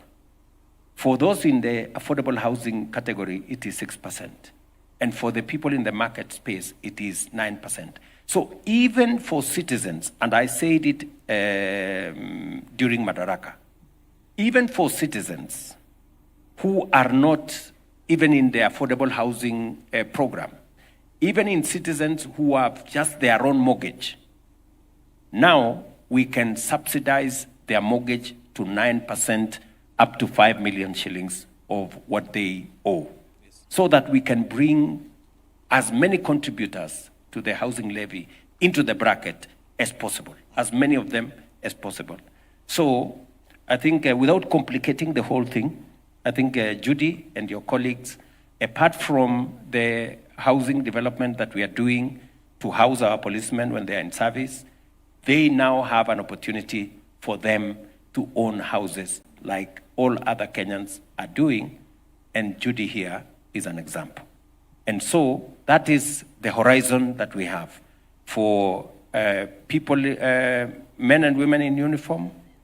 We have also made a policy decision that to support them, 20% of all the other housing units, we are also going to make it available for them to be able to, because we have close to 300,000 men and women in uniform serving in different parts of the country, and the service they are giving to us, as they look after us, we must also look after them. And thank you very much, Judy, for being a champion for the affordable housing program. And I am sure your colleagues are going to benefit the way you have. And finally, I don't know, oh yeah, those are the people who have talked. Okay, yeah. Thank you. Your Excellency, I want to switch gears a little bit. You know, when this debate about housing came, it also came in at a time when the economy was misbehaving. And we saw there were demonstrations because the cost of living was very high. And a lot of people were saying, why housing and why housing now? And I think there is a very important conversation, Your Excellency, about the economics of housing. FDR, during the Great Depression, the president of America, got America out of the Great Depression through focusing on housing. When President Obama, during the Great Recession of 2008, they got America out of the Great Recession because they built. And so, as we switch gears a little bit, Your Excellency, we have four gentlemen here that represent millions of Kenyans who wake up every morning and try and make a living through the Juakali sector. The informal businesses, Your Excellency, actually make up about 80% of all the workforce. Now, majority of them don't have access to mainstream banking because they have got lumpy cash flows. Outside this program, owning a home will have been a pipe dream. So, Your Excellency, without getting into very philosophical issues about the economies of housing, I want them to introduce themselves a little bit. But there is just something, Your Excellency, which I don't know whether when we designed the program, we had, it's what I call an unintended consequence. And the unintended consequence is that you talked about giving them an opportunity to work because unemployment was very big in Kenya. Most of them are working on those construction sites. And we thought giving them a job, first of all, they will have a living where they are. These four gentlemen, two of them are homeowners. So they built the windows where they are staying now, today. And I think that is really a powerful transformation of this program. So I'm going to ask Peter Mwangi, who is the chairman of Bahati Association. And then I'm going to ask Stephen Opio from Marigoine, who also, collectively, they had a contract of almost 200 million shillings. You know, Excellency, we're talking about millions. We're talking about shillings. And Juakali people are dealing now with millions. And then I have got the chairman of that association in Kenya. We have given them a contract of 11 billion shillings. 11 billion shillings. I think this is the new place to be in. So allow me then to ask them to speak in their own words, and then I'll ask Pastor Baraza to wrap up, because he's also part of the Soweto group in Kibera, that you gave them a check during last year's Mashujaa Day. You gave them a check of 722 million to do the fabrication of doors, windows, and balustrades in Kibera for Soweto. So Peter Mwangi, in that order, please. Your Excellency, all protocols observed. Hamjambo. Nashukuru kupata fursa hii kuwa na nyinyi hapa, kuja kutoa ushuhuda ya kuwa kweli kazi imefanyika, porojo tuweke kando. Mimi kama engineer Peter Mwangi kutoka Nakuru, ndiye chairman wa Great Rift Bahati Welders. Narudisha shukrani kubwa kwa Mheshimiwa Rais ukiongozwa na serikali yako tukufu, na madam wetu Governor Susan Kihika, tunakushukuru sana. Umetushikilia sisi pale mashinani kama wana jua kali. Tumeweza kupata mradi wa zaidi ya milioni 18. Great Rift Bahati Welders, nikiwa chairman wao, nimeweza kuwaongoza vema. Kile kikundi kimesajiliwa na zaidi ya workshop 56 ambazo ziko pale. Mheshimiwa Rais, ukipata nafasi utakuja utajionea mwenyewe. Tunashukuru manake wale vijana ambao walianza kazi pale, wengine walikuwa vijana barubaru, hawaelewi kazi. Wengi wao sasa ni mafundi shupavu. Mafundi wale wengine pia wameweza kufungua workshop zao. Tumewatrain vizuri. Wale ambao walikuwa hawana mashini wamepata mashini mpya za kazi na wamepata ufundi vile vile. Kwa hivyo tunajivunia kuwa tunaendelea vizuri. Tunaomba ukipata nafasi, sisi hatutaomba gari kama yule mwanadada. Sisi tunajiamini kama maengineer. Tunaomba utupe kazi zaidi. Panapopatikana project nyingine katika Bahati tu ambao tunatarajia kuwa inakuja, kumbuka watu wa Great Rift Bahati Welders, manake tulifabricate, tumesupply, tumedeliver. Hivi project inakwenda kwisha. Ukija mwenyewe utaona. Naomba utualike sisi pamoja na ile group yetu ya Great Rift Bahati Welders, uje uone kazi ambayo ilichapwa pale na watu wa jua kali.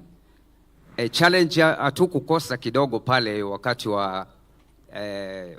wa kudeliver kazi ya kwanza. Ule mradi wa kwanza ulikuwa LPO ilikuwa ya 2.5 million. Ikawa lazima tungeungana kama watu wa jua kali, manake ungeweza kupewa kazi pale individually. So tulijiunga na tuliweza kuregister na MSHA, Small Micro Enterprise Authority. Tuko na pini yetu pale. Hata sisi tunajua kulipa ushuru ni kujitegemea. Tuko sawa, tunakwenda vizuri. Ningependa tu kusisitiza ya kwamba challenge ambayo tulikuwa nayo pale kama vijana wadogo, hatukuwa na fedha za kuanza ile kazi. Manake tumepewa LPO worth 2.5 million, hatuna hela, lakini tulijikakamua. Tukasema hii serikali, manake tuliichagua sisi. We work with the government of the day. Lazima tuamue, tutafute hela, tuuze kuku, tukope kwenye SACCOs kidogo kidogo. Lakini tulipofaulu kudeliver the first lot, ilikuwa zaidi ya madirisha 350, na tulifanya hiyo kazi na wiki 2. So ile pesa tuliweza kuipata, ikaingia kwenye account yetu, maana kila kikundi kiko na account. Tukaweza kulipwa, tukalipa madeni ya bank, tukalipa wale suppliers wetu wakati ambao unafaa. Japokuwa tulikuwa tumeahidiwa pesa zitatoka na wiki 2, lakini ilichelewa kidogo, ikatoka na mwezi mmoja. Tukaelezewa na tukaweza kuelewa lazima wangeangalia tulipo supply. Ni vizuri kuelezea hapo, maana tulikuwa hatujafikisha ule ustadi vizuri. Waliangalia kama tuko na speed, accuracy, wakaona makosa kidogo tu katika ile kudeliver 100%, 75% ya zile dirisha zetu zilikubalika. So 25% zikawa rejected, lakini ikawa ni makosa kidogo tu, kupiga msasa, sandpaper, kuangalia rangi. Kutoka hapo kazi ikawa iko shwari. Mafundi wote wamebobea, wako shwari. Hivi sasa wengi wao wamejisimamisha kikazi. Tunachapa kazi vizuri. Thank you so kwa hivyo much. Sisi tunaomba kazi. Gavana wetu tunakushukuru sana, umetushikilia vizuri. Vijana ambao walikuwa na regarega pale sasa wanachapa kazi vizuri. Mkija mtajionea wenyewe. Porojo kando, siasa kando, kazi itambe. Asante sana. Thank you very much, Peter. Peter, umeongea vizuri sana. Na umesema mambo matatu ya muhimu. Yes. Ya kwanza, wakati tulisema mpango huu wa affordable housing, sio peke yake ipatikane nyumba. Vile vile ni mpango wa ajira na mpango wa biashara, economic activity, uweze kuendelea. Mbali na wale wanaofanya kazi katika mjengo, plumbers, electricians, masons, steel fixers, carpenters, painters na wale wengine wote. Pia kuna sekta ya jua kali ambayo sasa ni Peter na wenzako mafundi ambao pia mmepata biashara. Umesema pale kwa ile affordable housing ya Bahati tunajenga nyumba pale nafikiri 220 ambayo kwa juhudi zenu, bidii yenu na contribution yenu sasa imekamilika kabisa. So mbali na kupatikana ajira kwa vijana wa taifa letu la Kenya, pia ni mpango wa msisimko wa uchumi. Watu kama wewe waweze kufanya biashara, mafundi waweze kutengeneza zile nyumba. So ya kwanza ipatikane ajira kabisa. Ya pili biashara iweze kusonga mbele. Lakini vile vile tulisema hivi, affordable housing does not mean low quality. True. That is our clerical. Affordable housing means you get the same quality as any other housing. Na ndio sababu uliona Peter, yes, pale pia kulikuwa na kusahihisha kabisa. Kama mlilete kitu ambayo iko quality yake iko chini kidogo, ndio hiyo unasema mliambiwa muende mrudie. Kweli kabisa. You know? Yeah. Na kwa kurudia hivyo sasa unasema wewe mwenyewe mumeshika kasi, sasa mumeelewa vile mambo ilivyo. Si ni kweli? Kabisa. So which is part of what we want to achieve. We want to support technicians, people like Peter, engineers, to improve on the quality of their products. Because there are many people who thought jua kali was synonymous to low quality. We also want to firm up that our jua kali artisans can produce products that are of the same quality as those that come from elsewhere. And the group of Peter is such example. And then number 3 is as we improve on the quality of the output, we also provide training. Umesikia Peter hapa amesema ya kwamba vijana ambao walikuja mwanzo bado hawakuwa mafundi kamili. Na sasa tuko na program ya serikali ya recognition of prior learning. Hawa vijana ambao sasa wamehitimu, sio kwa kwenda shule, wamehitimu kwa kufanya hiyo kazi under supervision ya senior ones like Peter. Hawa vijana sasa watapata certificate yao. Already we have recognized I think 1,000 of such technicians, and we are continuing using public infrastructure to make sure that we certify those who have the skills to produce high quality products, even though they have not gone to any college, you know. So we have now provisions in the law, and correct me if I'm wrong, right, Charles, that's the correct position. And that is why Peter here can confirm that some of his, the people working with him who did not have the requisite qualifications, now they have improved on their skills, and now we are going to certify them, and they will move on to the next project. Let me give you the good news, Peter. Yes, sir. We are not just completing the housing units in Bahati that are there. We have now advertised and awarded a new project of how many units, Charles? The Bahati one, phase 2 is 2,000 units. Another now, forget about, you have now 10 times what you had before. Sawa. So you had 200, now there is 2,000 units right there in Bahati. So sharpen your skills, ongea na watu wako, wapange hawa vijana, na you might need more than 50 workshops. Because if you needed 50 workshops to do 200 units, anza kufanya hesabu. 2,000 units, workshop ngapi, vijana wangapi, utawahitaji. Tunaelewana?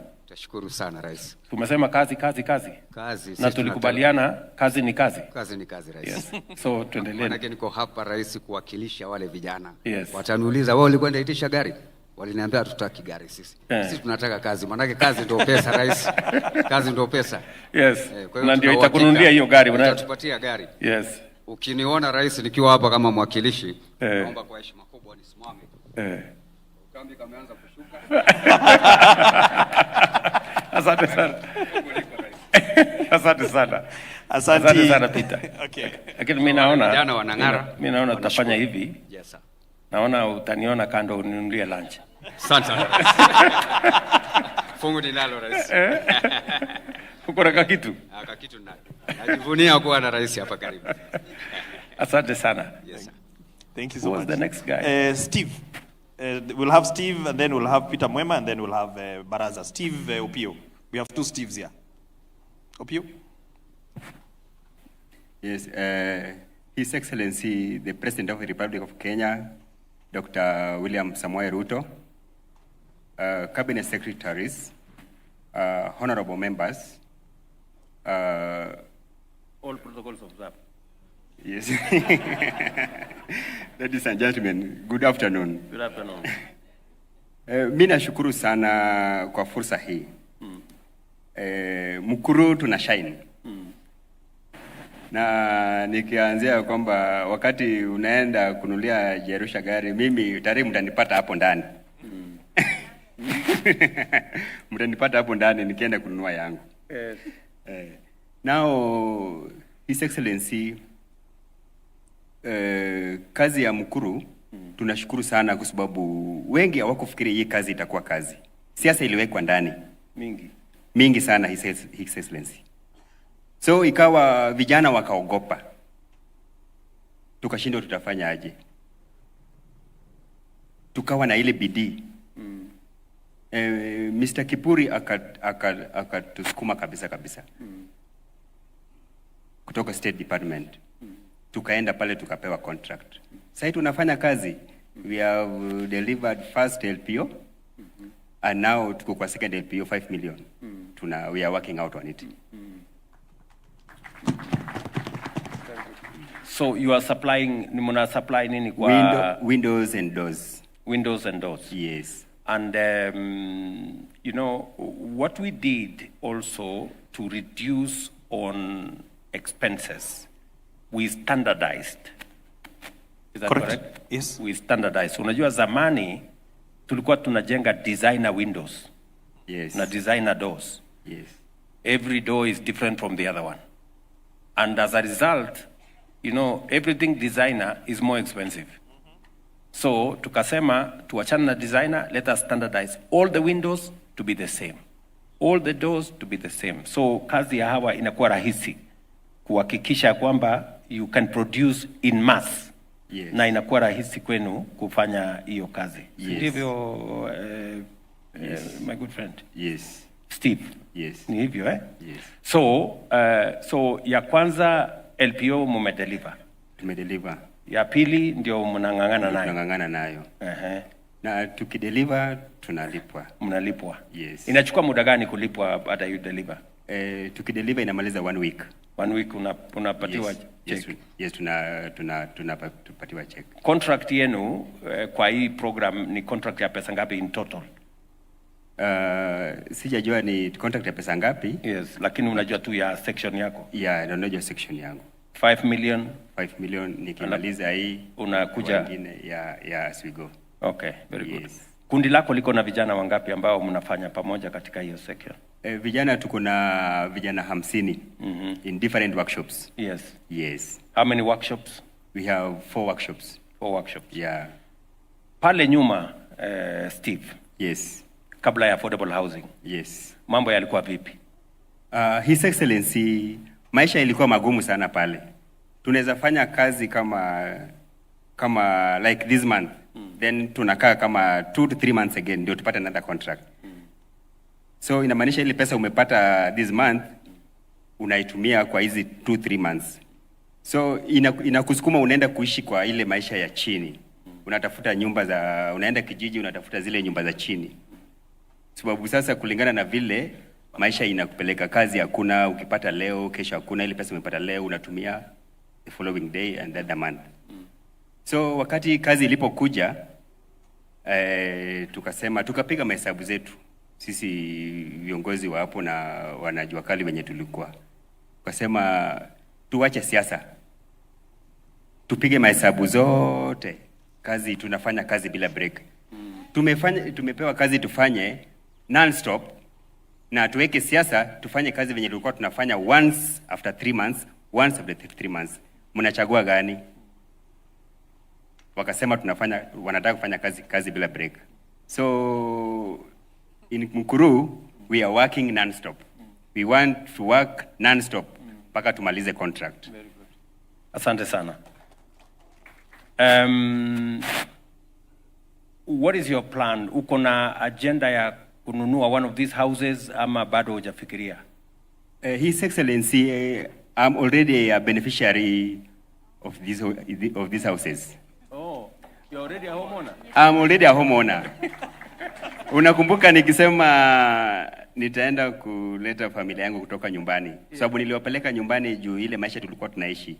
Ugonjwa wa kila wakati, nyumba zikiungua, access ya zimamoto inakuwa poor. So nikaona hii wacha tuende nyumbani, familia wasome, watoto wasome nyumbani, then ndio nitajipanga pole pole. Wewe ungangane Nairobi? Ningangane Nairobi. Lakini Mungu akatangulia mbele. Sasa familia iko wapi? Familia wako nyumbani na ngoja mtoto wamalize term and then niwalete sasa. Sababu sasa mambo iko sawa? Mambo iko sawa kabisa, Excellency. Okay, unalipa pesa ngapi kwa hii nyumba yako? Hii nyumba yangu nalipa 3800 Kenya shillings. 3800. 3800 Kenya shillings. At the same time nyumba inabaki kwa yangu. Yes. Yes. Na pale ulikuwa unaishi pale ulikuwa unapanga? Penye nilikuwa naishi hapa awali nilikuwa nalipa nyumba 3500. Lakini poor drainage, nyumba ni mabati, kuki, in case of any disaster, access hata ya wenye wanakuja kutuokoa ni shida. Hata mtu anaweza kuja kutuokoa pale, ushtukie gas tena imelipuka tena pia kufia pale ndani. So ulikuwa unalipa 3500? 3500. Nyumba ya mabati. Nyumba ya mabati. Mahali hakuna barabara. Mahali hakuna barabara. Na nyumba si yako, ni kupanga, ni rent. Na kupanga ni rent, unanunua maji, kila mtungi ni 10 shillings. Unalipa zile stima unalipa ni ile illegal connection yenye stima ikipotea ikirudi inarudi na kisirani. Inachoma kila kitu. TV yako unasikia imelipuka, radio imelipuka, ukiweka charger kwa nini imelipuka nao. His Excellency. Sasa umetoka hapo, sasa uko 3800 nyumba yako. Nyumba yangu. Nikifika pale, saa hizi venye tunafanya kazi, naweza fanya kazi mpaka late hours. Saa zingine ninachukua Uber ya motorbike ama gari. Wakifika pale wanauliza kwani unaishi wapi, unanipeleka this time, where are we going? Anauliza no, I'm staying here. Are you staying here? Unaniambia unaishi hapa? No. Hebu nipe namba yako. You will connect me. No shortcut. Just go to boma yangu, open account, deposit.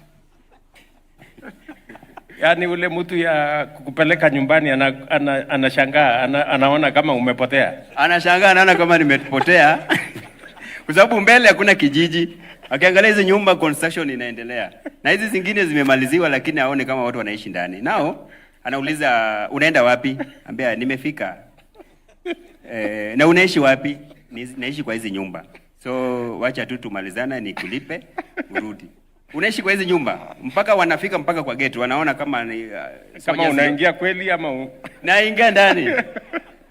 So just ni wako kwa gate wananifungulia gate naingia na acha akipiga kona akirudi. Lakini ndio apige kona na niangalia mpaka aone kama naingia kwa nyumba kweli.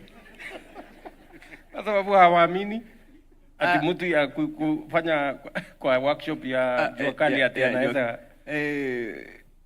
hii workshop, hii kazi yetu ya welding, watu walikuwa wanaona kama ni kazi ya chini sana. Mtu haizi piga hatua. Na venye ulikuja na hii program, His Excellency, we are really thanking because imetuinua. in the real sense. Saizi nikikuja nimekutana na PS pale nje. Akaniuliza, Udhiambo, ni wewe ama? Ananiangalia venye aliniona last time, niko tofauti. Yeah. Niko tofauti kabisa. So it is really true that this program ilikuwa ya kutinua kutoka pale chini kwenda pale juu. Na ni maisha imeitunia ukweli, because ukipata maji unalipa, ukipata stima iko pale, ukipata saizi nikitoka hata nikisahau kufunga nyumba kifuli, nikisahau sina ile ya kwamba nitapata TV imeenda, radio imeenda, mattress zangu zimeenda. Mtu akikuja kuguza mlango yangu hivi, CCTV iko pale inamuona. So niko na full confidence kwamba nyumba yangu iko safe. Iko safe. Then parking kuna nafasi kubwa sana ya parking. Playground ya watoto iko. Soko iko. Now we are living in a very, very good environment. Asante Steve. Tupigie Steve kofi kwa sababu Your Excellency, wakati ulisema there is no application form to be born in a slum. And nobody chose to live there. But I think what you've done is given them a chance to live in dignity. I think you can see even the joy ambayo Steve ako nayo. So nataka tu tuongeze speed kidogo. Pande hii niongee na rafiki yangu Mwema hapa hivi. Mwema has a beautiful story, na lakini leo ndamwambia afupishe kidogo. Kwa sababu huyu Mwema, Your Excellency, hao ndio walianza ile jua kali ya kwanza. Pale Park Road. Mwema sasa ni homeowner, na kuna mahali tu ningetaka, kwa sababu wao wameongea mambo ile kandarasi wamepata ni the rest of the juakalis, the 11 billion shillings. And Your Excellency, sasa hawa wanajenga nyumba Uganda. Wako Uganda saizi, wanapeleka dirisha Uganda saizi. So this program, it's not just about the houses in Kenya, lakini Bwana Mwema in 1 minute. Hello. Mheshimiwa Rais, CS, Governor, wananchi wote, amjambo. Asante sana Mheshimiwa Rais. Mimi majina yangu naitwa Peter Mwema Mudhaka. Mimi ndio naongoza hiyo kikundi inajiita Jua Kali Contractors Organization. Odhiambo na Peter ni wanachama na wamesaitika kama saa hiyo Odhiambo vile anasema hiyo kazi yake sisi ndio tunamtafutia pesa na kumfundishia mafundi kufanya. The same Peter ilikuwa kwao tukaona vile wanafanya, because we are the first guys who trained by the China state, na tukanjua vile tulikuwa tuna report straight kwa mbosi hapa PS, lakini ametuletea mambozi wengine wakali. Kwa jamaa hata kama saa 9 wamelala anakupikia simu, akipata chuma ile umetumia ni mbaya, anaitwa Engineer Baron ako pale. Yule ndiye anatuangalia kama ile mambo umesema ya chuma kama imeingia ile inatakikana. Yeye ndiye anahusiana na hiyo maneno. Yes. Huyo halali, huyo amenisumbua mpaka saa 9. Chama ni uko wapi? Hebu amka tukaangalie kazi. Tuko na watu wengine wale wametusaidia. Kings Kifuri ako hapa. Huyu tunafanya naye daily. Tumepewa yeye na PS, huyu ndiye anatuangalia. Mafundi wote wakiregister, wale wako na shida wako na sisi tunawatafutia. Tuko na mpango mzuri ule umeanzishwa, because hapo before banks ilikuwa zimetuongopa. I think tulikuja State House tukakuelezea. Sasa hii unajua hiyo banks na tutafuta sasa. Kulienda hivi wakati tulikuja State House atukaambia PS, na wewe kama tunashinda sana ya finance, because hii mpango yetu haikuwa inaonekana kama itafaulu. Sasa ndio watu wameanza kuamini kama imefaulu. Iko banks likuja nyuma na zikatusaidia sana. Tunashukuru hata kama yuko hapa CDNCO wanacheke waliongea na PS akanituma kwake na amekumbali kupatiana kitu inaitwa Global Money kwa Jua Kali Kenya. Tumpikie makofi. Hiyo Jua Kali sasa hii hatuna shida ya finance. Kuko na National Bank wameingia kwetu. Na tuko na Consolidated Bank ambao wameletwe na chairman wa Port House Bwana Njeri, na akatukalisha chini akasema tupewe pesa mzuri. na tuko na mpango, pesa ya benki ipotee, because we don't want the money right now. We need the bank credits. Suppliers ama manufacturers wanalipwa direct, wanatuletea material, na benki ndio zinawalipia mafundi wetu direct. Hata kama uko Kisumu unapata hiyo mpango umeanzishwa na hizo benki nimekuambia. Hiyo mpango imetengenezwa na Bwana Kivuri na chairman wa Port House, na imepaulu. Hata mimi nikiwa hapa najua ile mandisha imejengwa na watu wa Eldoret. Nikiwa hapa mimi ni boss, nikifungua laptop yangu naona ile kazi imeendelea. Sasa nimemwandama nikanjua ile kazi yote anataka kutupatia 11 billion. Nimemwambia machamani wangu wote wale wako hiyo area wakuwe ngangari, because nawatumia report na nawaambia saa hii ametufanyia mzuri, because tulikuwa tumebinywa sana na contractors, kutulipa walikuwa wanatuchelewesha. And now the PS msio akaona hiyo shinda, tukienda mlango kwa square meter tunavinywa, akaona yeye akatuambia sasa atakuwa anatupatia kazi direct yeye. So mashamani wote wale wako wana apply kazi kwa housing na wanapata, na tunawatafutia pesa wanafanya. Finally mradi wa Kibera ndio tulikuwa na challenge kubwa kutoka ile last year, ile tulipatia ile check pale ilikuwa na shida, lakini yeye ametatua. Sasa hiyo ukienda pale Jua Kali ndio wako mbele, hata developer mwenyewe anasema huyu Jua Kali sasa tuko mbele. Mimi nafurahia sana because kwa siku kwa wiki naenda kuangalia mradi ndio mkubwa yetu ya 720 million. Ile machango iko pale, hii grupu hii inakujanga kuona manyumba yao, kila mtu anaangalia namba yake. Hao wako na kupenda sana watu wa Kibera. I think pastor atasema mzuri. Pastor ndio chama ni kule, tunasaidiana na yeye ndio tumalize hiyo mradi in time, ndio watu waingie manyumba, waache kulete shida, ndio tuende zone. Asante sana. Thank you so much. Okay, pastor, usifunge na maombi, lakini tuambie kwa kifupi, tufunga baadaye. Your Excellency, I will bring this thing to a conclusion on two grounds. Number one, in the year 2022, October 25th, you came to Kibera, Soweto and launched the program. I received you as the chairman then, and most people were not optimistic, and they didn't believe that you will really put up the houses. But I had to encourage my people in that, in the previous regime where you were part of it, I will see you campaigning, and your greatest emphasis was on the issue of housing that you had promised people. So barely less than 1 month after you being sworn into the office and you came to launch the program, I saw the light at the end of the tunnel. Immediately, we began to encourage our people in Soweto East B to begin to save. The difference between us and other projects that are being undertaken under the affordable houses, ours is purely social houses. But our people are already saving for the houses. Example, I've already saved the 10%. I'm waiting for my house. My sister here, wacha niongee kwa Kiswahili, mimi ni mse wa kukam Kibera, prezo. Mimi mse wa kukam, niliingia Kibera nikiwa na 20 years. Saizi niko 46 years. So nimekuwa Kibera for 26 years. Huyu ni mzaliwa wa pale. Amesoma pale, wameishi pale na wazazi na wajua ni watu wa pale. But already kwa sababu ya kukua optimistic about the program, she has already saved the 10%. And that is why majority of Soweto people are waiting for their houses. Sisi hatupigi siasa president, tukisema itakuwa, no. And I'm not saying this to please you in the presence of these people, but the truth is that over 4,000 people in Kibera, Soweto East, Zone B, have already saved the 10% and they're waiting their houses. Now, recently the president visited us 2 weeks ago. And already we are doing a program for Zone C and Zone D, which has an equivalent of around between 12,000 and 14,000 people. And the houses that are going to be constructed there are 15,000 units.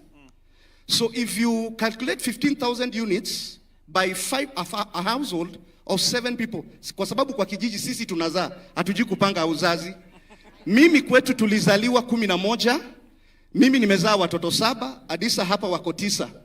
So ukiangalia president, the ripple effect of the houses you are building, bila kuweka siasa, this is a great impact. And I want to finish on this note, Bwana PS and Bwana President, some of us, our parents, hawakutuachia manyumba ya kuinherit. And so when we see you building these houses, we really want to buy these houses because these are the things manyumba ambazo tutachia watoto wetu. If you tell me to buy a house in Runda, I can't afford. You tell me to buy a house in Utawala, I cannot afford. But if I can pay a 10% of 150,000, and then the next 20 years, I'll be servicing a mortgage of 6,000 kwa 2-bedroom houses, kwa under social housing program, 6,000 per month for the next 20 years. Hata Mungu akinichukua leo, si yule kijana wangu daktari ambaye ni mkubwa, si ataendeleza hiyo kulipa hiyo mortgage.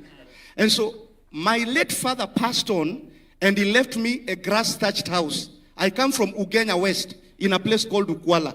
And thank you, Mr. President, for considering nilionyesha mali unataka kuweka affordable housing hapo kwetu Ukwala. And I want you to know, when he passed on, he left us nothing. But today I'm sure, because I'm a beneficiary, number A82, if you go to the slum upgrading department, our director is here, Madam Mary Ndongo, you will go and click, na utapata Stephen Odhiambo Baraza, structure number A82, I am the owner. I already done the 10%. So thank you, Excellency, Your Excellency, for bringing that program. Last and not the least, when Zone A was being constructed, which was handed over to beneficiaries in 2016 by the Grand Coalition government, which you were part of it, they did 822 units. When the construction was ongoing, Bwana PS, sisi tulikuwa naona milango, madirisha ikiletwa. We didn't even know what the contract was and how much it costed to build those houses. Right now, as a layman, I can comfortably tell you that our Zone B project is costing 7.5 billion. Thank you for the transparency. And on that same note, you've been able to give us the Juakali artisans who are down there a project worth 720 million. Saizi tuko na a semi-light industry. Unapata vijana wanafanya kazi. Wale vijana walikuwa natuomba chakula saizi wako too busy. Wengine wanapaka rangi, wengine wamefundishwa kazi. So this thing is a good thing. Last and not the least, a good preacher finishes 7 times, but this is the last one. I would want to say this, Mr. President. A lie will always keep on changing shoes, but the truth is stubborn. Truth will always walk barefoot. Continue walking barefoot. Continue building for Kenyans. Don't listen to the distractors and politicians. Some of them, they supported this program when they were campaigning. But what happened? That they say that the program is not a good program. That is a lie. Continue walking barefoot. Continue building. In the next 10 years, you will have housed over 700,000 families. And that will be a greatest impact. God bless you in Jesus' name. Thank you. Thank you, Steve. Thank you very much. Tukutane pale March, nyumba yako itakuwa tayari. Wewe tayari umeshafanya mambo. Namwambia pia Maureen hapo amejipanga. Tukutane, uchukue nyumba yako, uendelee na maisha. Na usikue na wasiwasi na mimi. I cannot be distracted. I am a man on a mission to transform this country. And no amount of noise, kelele, fitina, propaganda, ita sway mimi from delivering on this agenda. And I am willing to pay the price, whatever it is, to make sure that we transform this country and we house as many Kenyans as possible. So I give you my word on that. Number two, you have said with a lot of clarity that apart from building these houses, our mission was also to create jobs. Wewe mwenyewe umesema vijana walikuwa wanaomba chakula, sasa wako busy. Wanafanya kazi ya paint work, wengine wanafanya steel fixing, wengine wanafanya kutengeneza madirisha, kutengeneza milango, ni wafanyi biashara. People like Steve here have become homeowners, and those young people working in those spaces will also subsequently become homeowners. So that is the future that we all want to live. And you have also said something transformational. Kwamba, as we do this, we are giving you a chance to own a home where your father did not give you a chance to own a home. You now have a chance to own a home, and you can either transfer that home to your kid, or he can buy his as we roll out this program. You have also said something is going on in Ukwala. I want to tell you, we are not only building the market in Ukwala, we are also doing affordable housing in Ukwala. The home you ran away from, tumefanya mambo pia pale. Unaona? So this is not just about Nairobi and what's going on in Nairobi. This is about what is going on in Kenya. We have 200 sites that are going on today in Ukwala, in Karagita here, and many other places, because that transformation is a national transformation. And we have said, we are leaving no community, we are leaving no region, we are not leaving anybody behind. We are moving together. So, and Mwema there has spoken with a lot of clarity.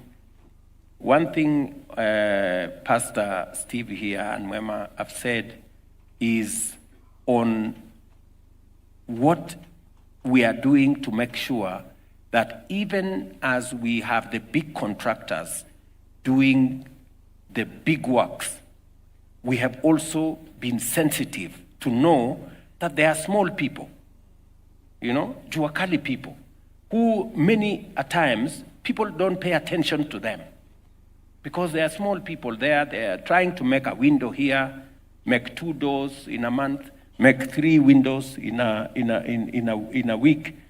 We were very deliberate in making sure that we agree with the contractors that as you do this job, the doors and windows and everything else will not be done by you. They will be done by the Juakali people. They will be done by the Juakali people because they are part of our society. And part of lifting people, part of this bottom-up agenda, bottom-up is not a slogan. No, it is reality. The person in the Juakali today who was making a door or 2 or 3 or 5 in a month, the Juakali person whose financial outlay, as Muhammad there says, was maybe 2,000, 3,000, 5,000, 10,000. Today, Juakali has a contract of, in Soweto alone, 720 million. 720 million is a contract for corporates, ordinarily. Big corporates. Now Mwema is reminding me, even them, they are now corporate. Which is actually just imagine how this program has corporatized what was Juakali.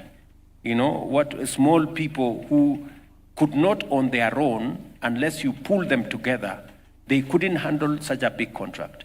Today, they are handling big contracts. My brother here, Peter, 18 million shillings.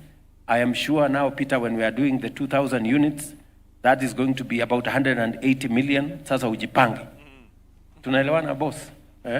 So I think this is really the new Kenya we are all living in. And this is the reality that we envisaged in our plan to make sure that we're transforming Kenya. I want to ask you people in this audience, and those of us who are watching from wherever it is that we are watching, all the things that have been said here, from Maureen, to Lillian, to Peter here, to Steve there, to Jerusha here, to my dear sister Judy, all those things that have been said is the work of 2 years. Just 2 years. Just 2 years. Tell me, good people, what's going to happen in 5 years, in 10 years, in 15 years, in 20 years? this nation will change. This nation will change. And that is why we need to be patient with ourselves. We need not to be judgmental.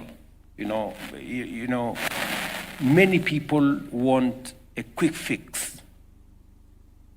Instant coffee is good, but there is no instant house or program like this. It takes time. It takes good planning. It takes good thinking. We've had to delay Peter. We've had to tell Peter here, wewe kwanza hii kitu bado haijaiva, wewe umeleta ikiwa mbichi. Rudisha hii dirisha, enda nyorosha hivi, enda paint vizuri, ndio kazi iwe sawa sawa. Kwa sababu hatutaki affordable housing iwe low quality. We want to keep the quality high. So this is what we must, and transformation of a nation, good people, doesn't take a flash. Transformation of a nation takes deliberate steps and a plan and patience and being meticulous. Most importantly, having the courage to make sure that we overcome headwinds and challenges and bumps, because that's the nature of any transformation. And so I just want to tell the good people of our nation that I am very confident about the future. If this can happen in 2 years, just imagine what's going to happen in 5 and 10 and 20 and 30.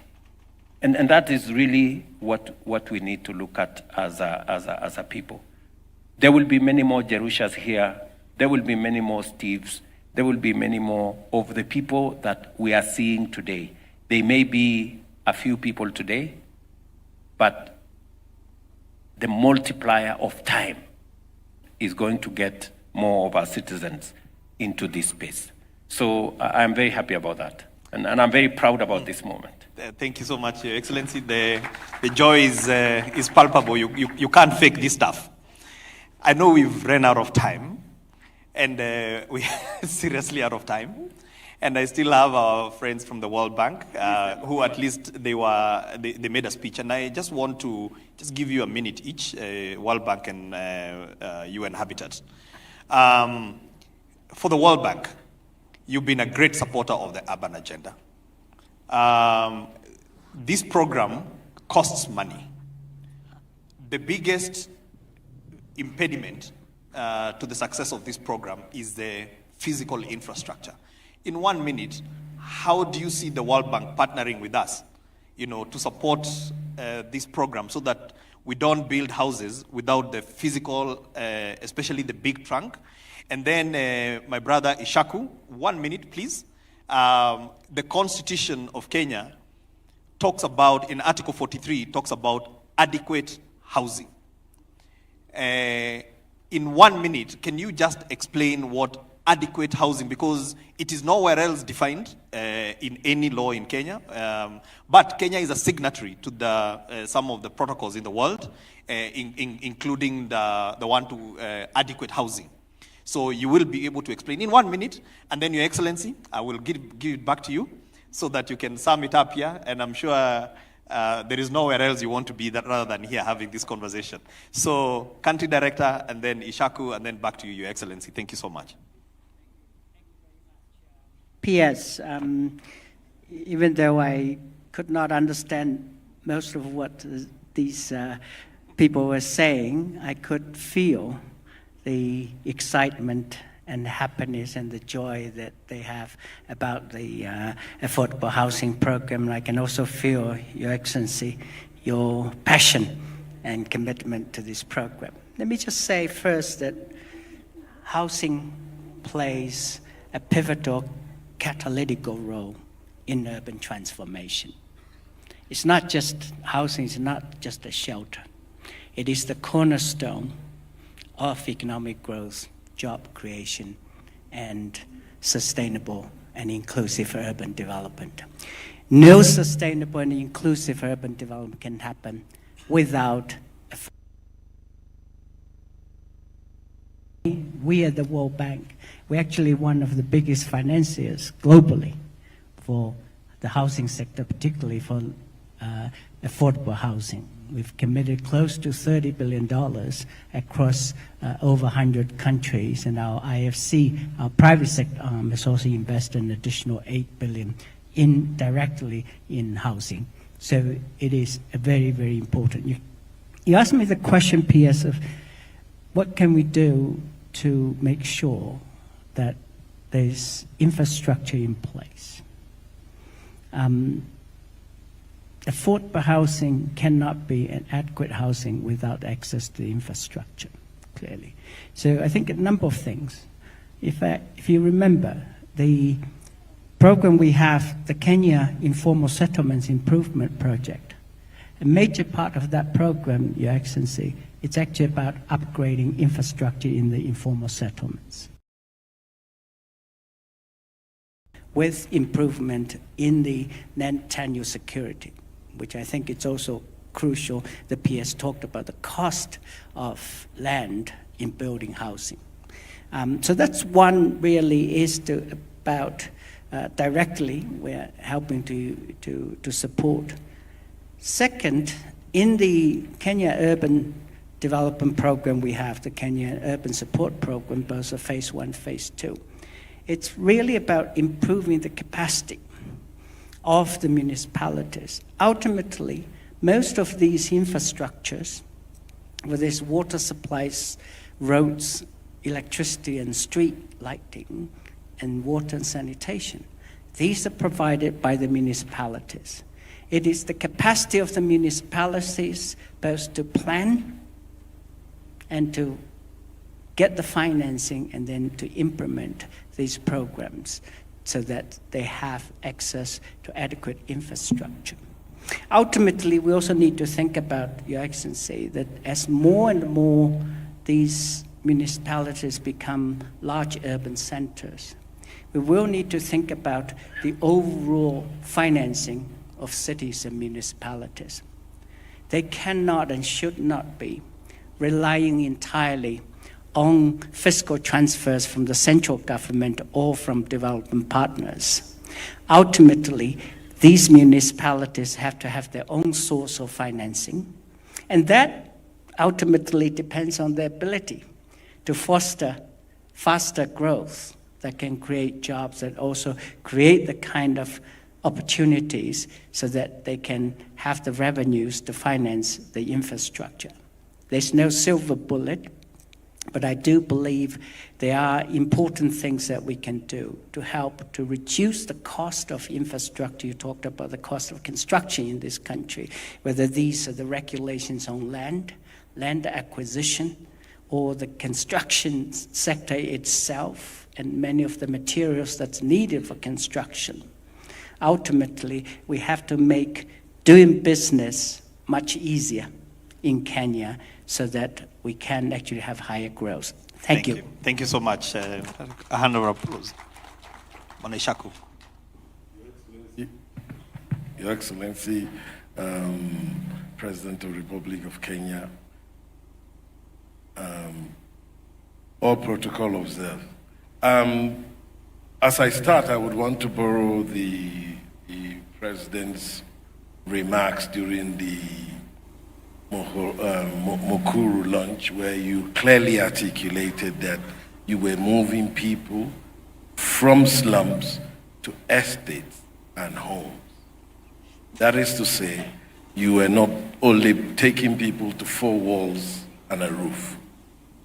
The issues of adequate housing is enshrined in the Universal Declaration of Human Rights. 193 countries have signed, including Kenya.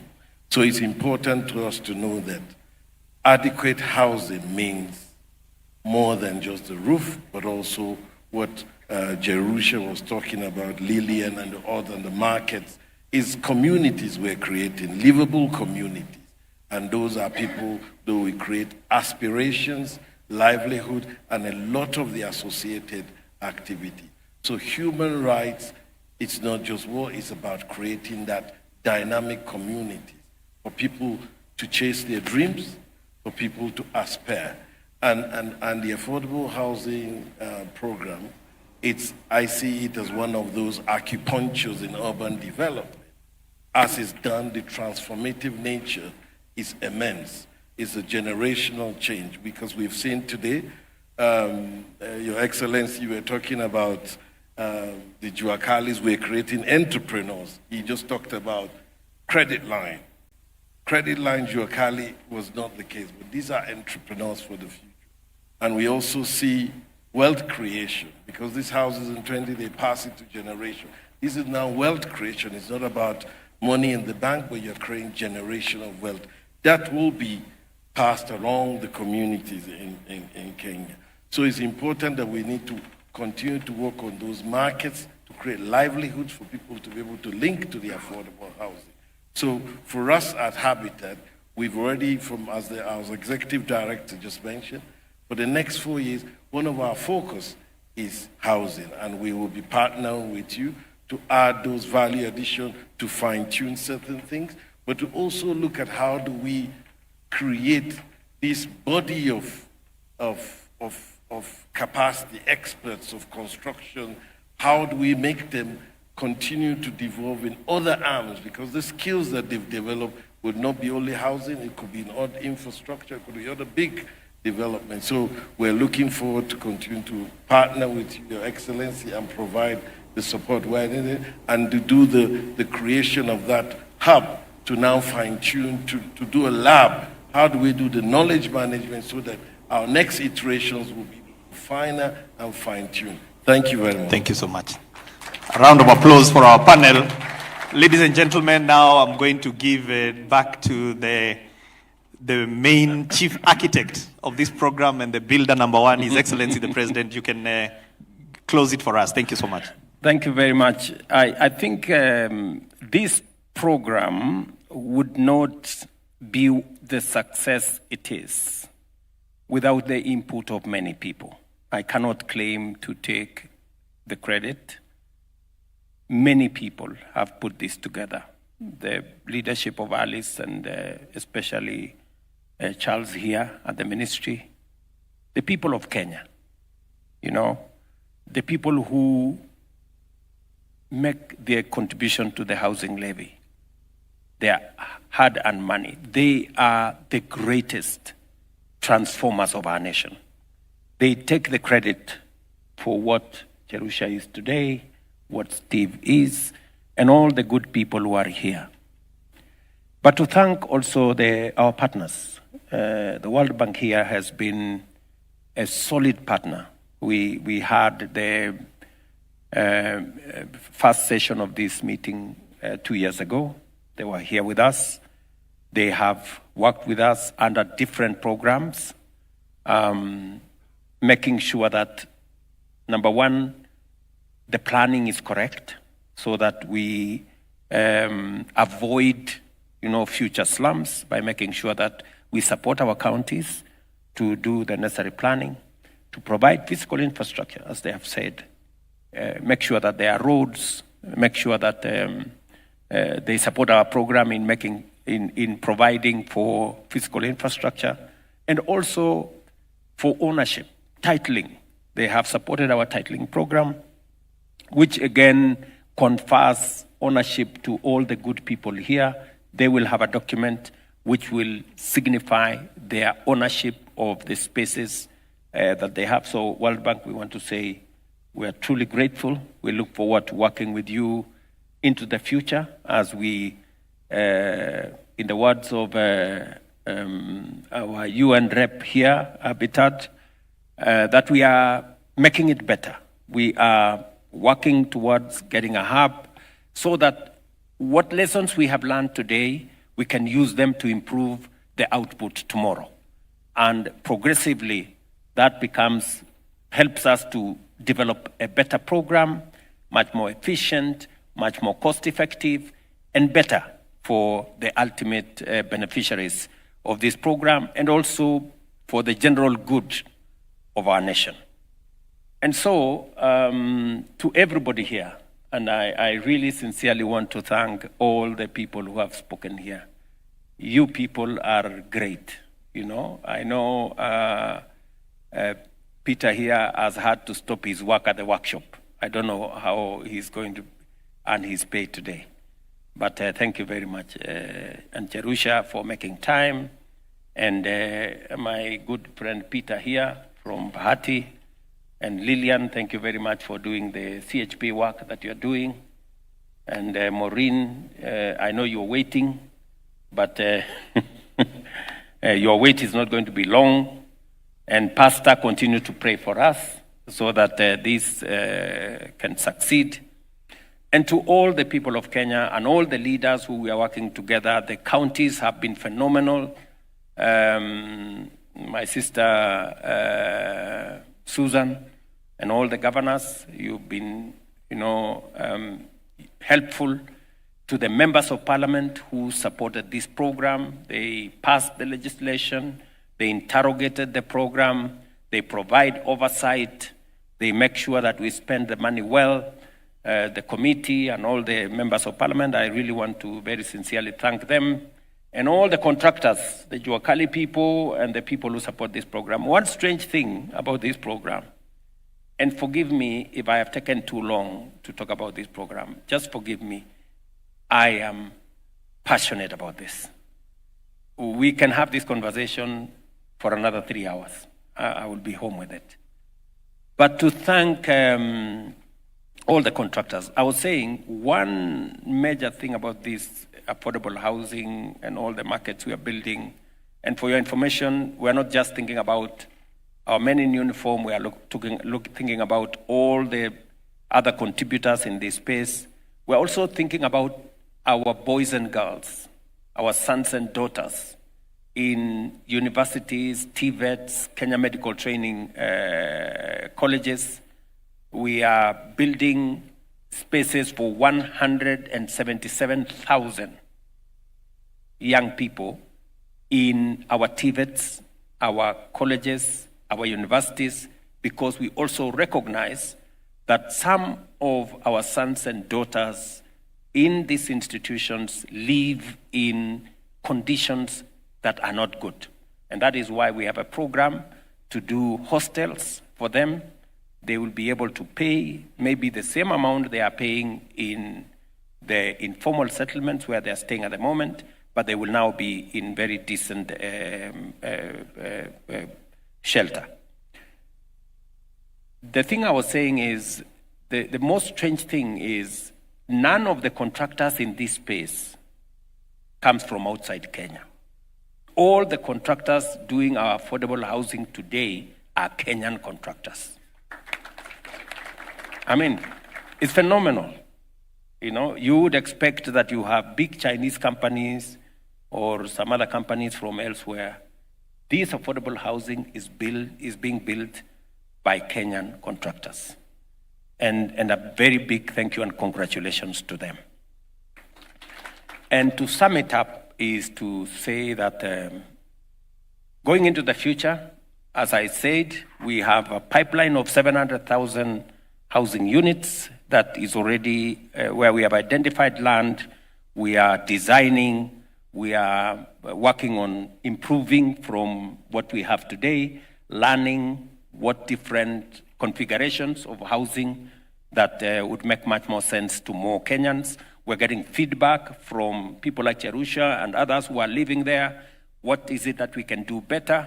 And working with the UN, as they have said, doing a lab where we can, get more info, do more research, do a lot more R&D so that we can better deliver on this project. I just want to commit to the people of Kenya that we will make this program transparent. No public resources will be lost in this program. We will make it efficient. It is my commitment to make sure that this program will be above board. We will share as much information as possible. In fact, the construction costs are open. Before you even apply, we tell you, if you want to quote more than this, don't even waste your time, because we cannot accept any bids beyond what we have designed the house to cost us. And we also are very careful about quality. We are not going to take any substandard work. And I want to thank our professionals, the Institute of Engineers, the Institute of Architects. For your information, our Kenyan professionals have made a big contribution to the success of this program. They have reduced their fee from about 12% of the construction cost to 2.5%. That is a mark of patriotism. Because of the scale of what we are building, we negotiated with them. And I want to say this so that Kenyans can know that we have some patriotic Kenyans out there. Our engineers, our architects have provided their professional service to this housing program at 20% of the cost. Correct? I sat down with them. They looked at me in the eye. I looked at them in the eye and I told them, look, we are giving you a big job. This is our country. Let everybody make their contribution. They are the heroes of this project, those professionals. And they have kept the standards. I must commend them. They have kept the standards. And I want to tell them to continue making sure that the standards are high and we are not building anything that is substandard. And to finally tell the people of Kenya of my commitment, I will not allow anybody to define me in terms of time and terms and elections. No. This project is not about how many terms you serve or how many, which elections come this way or that way. I want leadership in Kenya to be defined by how much impact we are making, how much transformation we are undertaking, and how good a foundation we are laying for generations to come. That is what Kenya should be defined. That is how leadership should be defined in Kenya. It's not how long you serve. It is not, all about those things is about how much of a difference are you making? How much of an impact are you making? How much transformation are we undertaking? And how solid a foundation are we building? Not for tomorrow, not for the next election, but for the next generation. That is my focus, and I want to encourage all of us as leaders to focus about the future. We have wasted a lot of time. We have wasted eternity chasing the next election, chasing the next most popular thing, and in the process, our country has suffered. We are going to change that trajectory by God's grace, and this country is going to go places. I am very happy to preside over the transformation of our country, and I want to encourage us to be part and parcel of this transformation. Asante sana, God bless you, and I wish you well. Thank you so much, Your Excellency.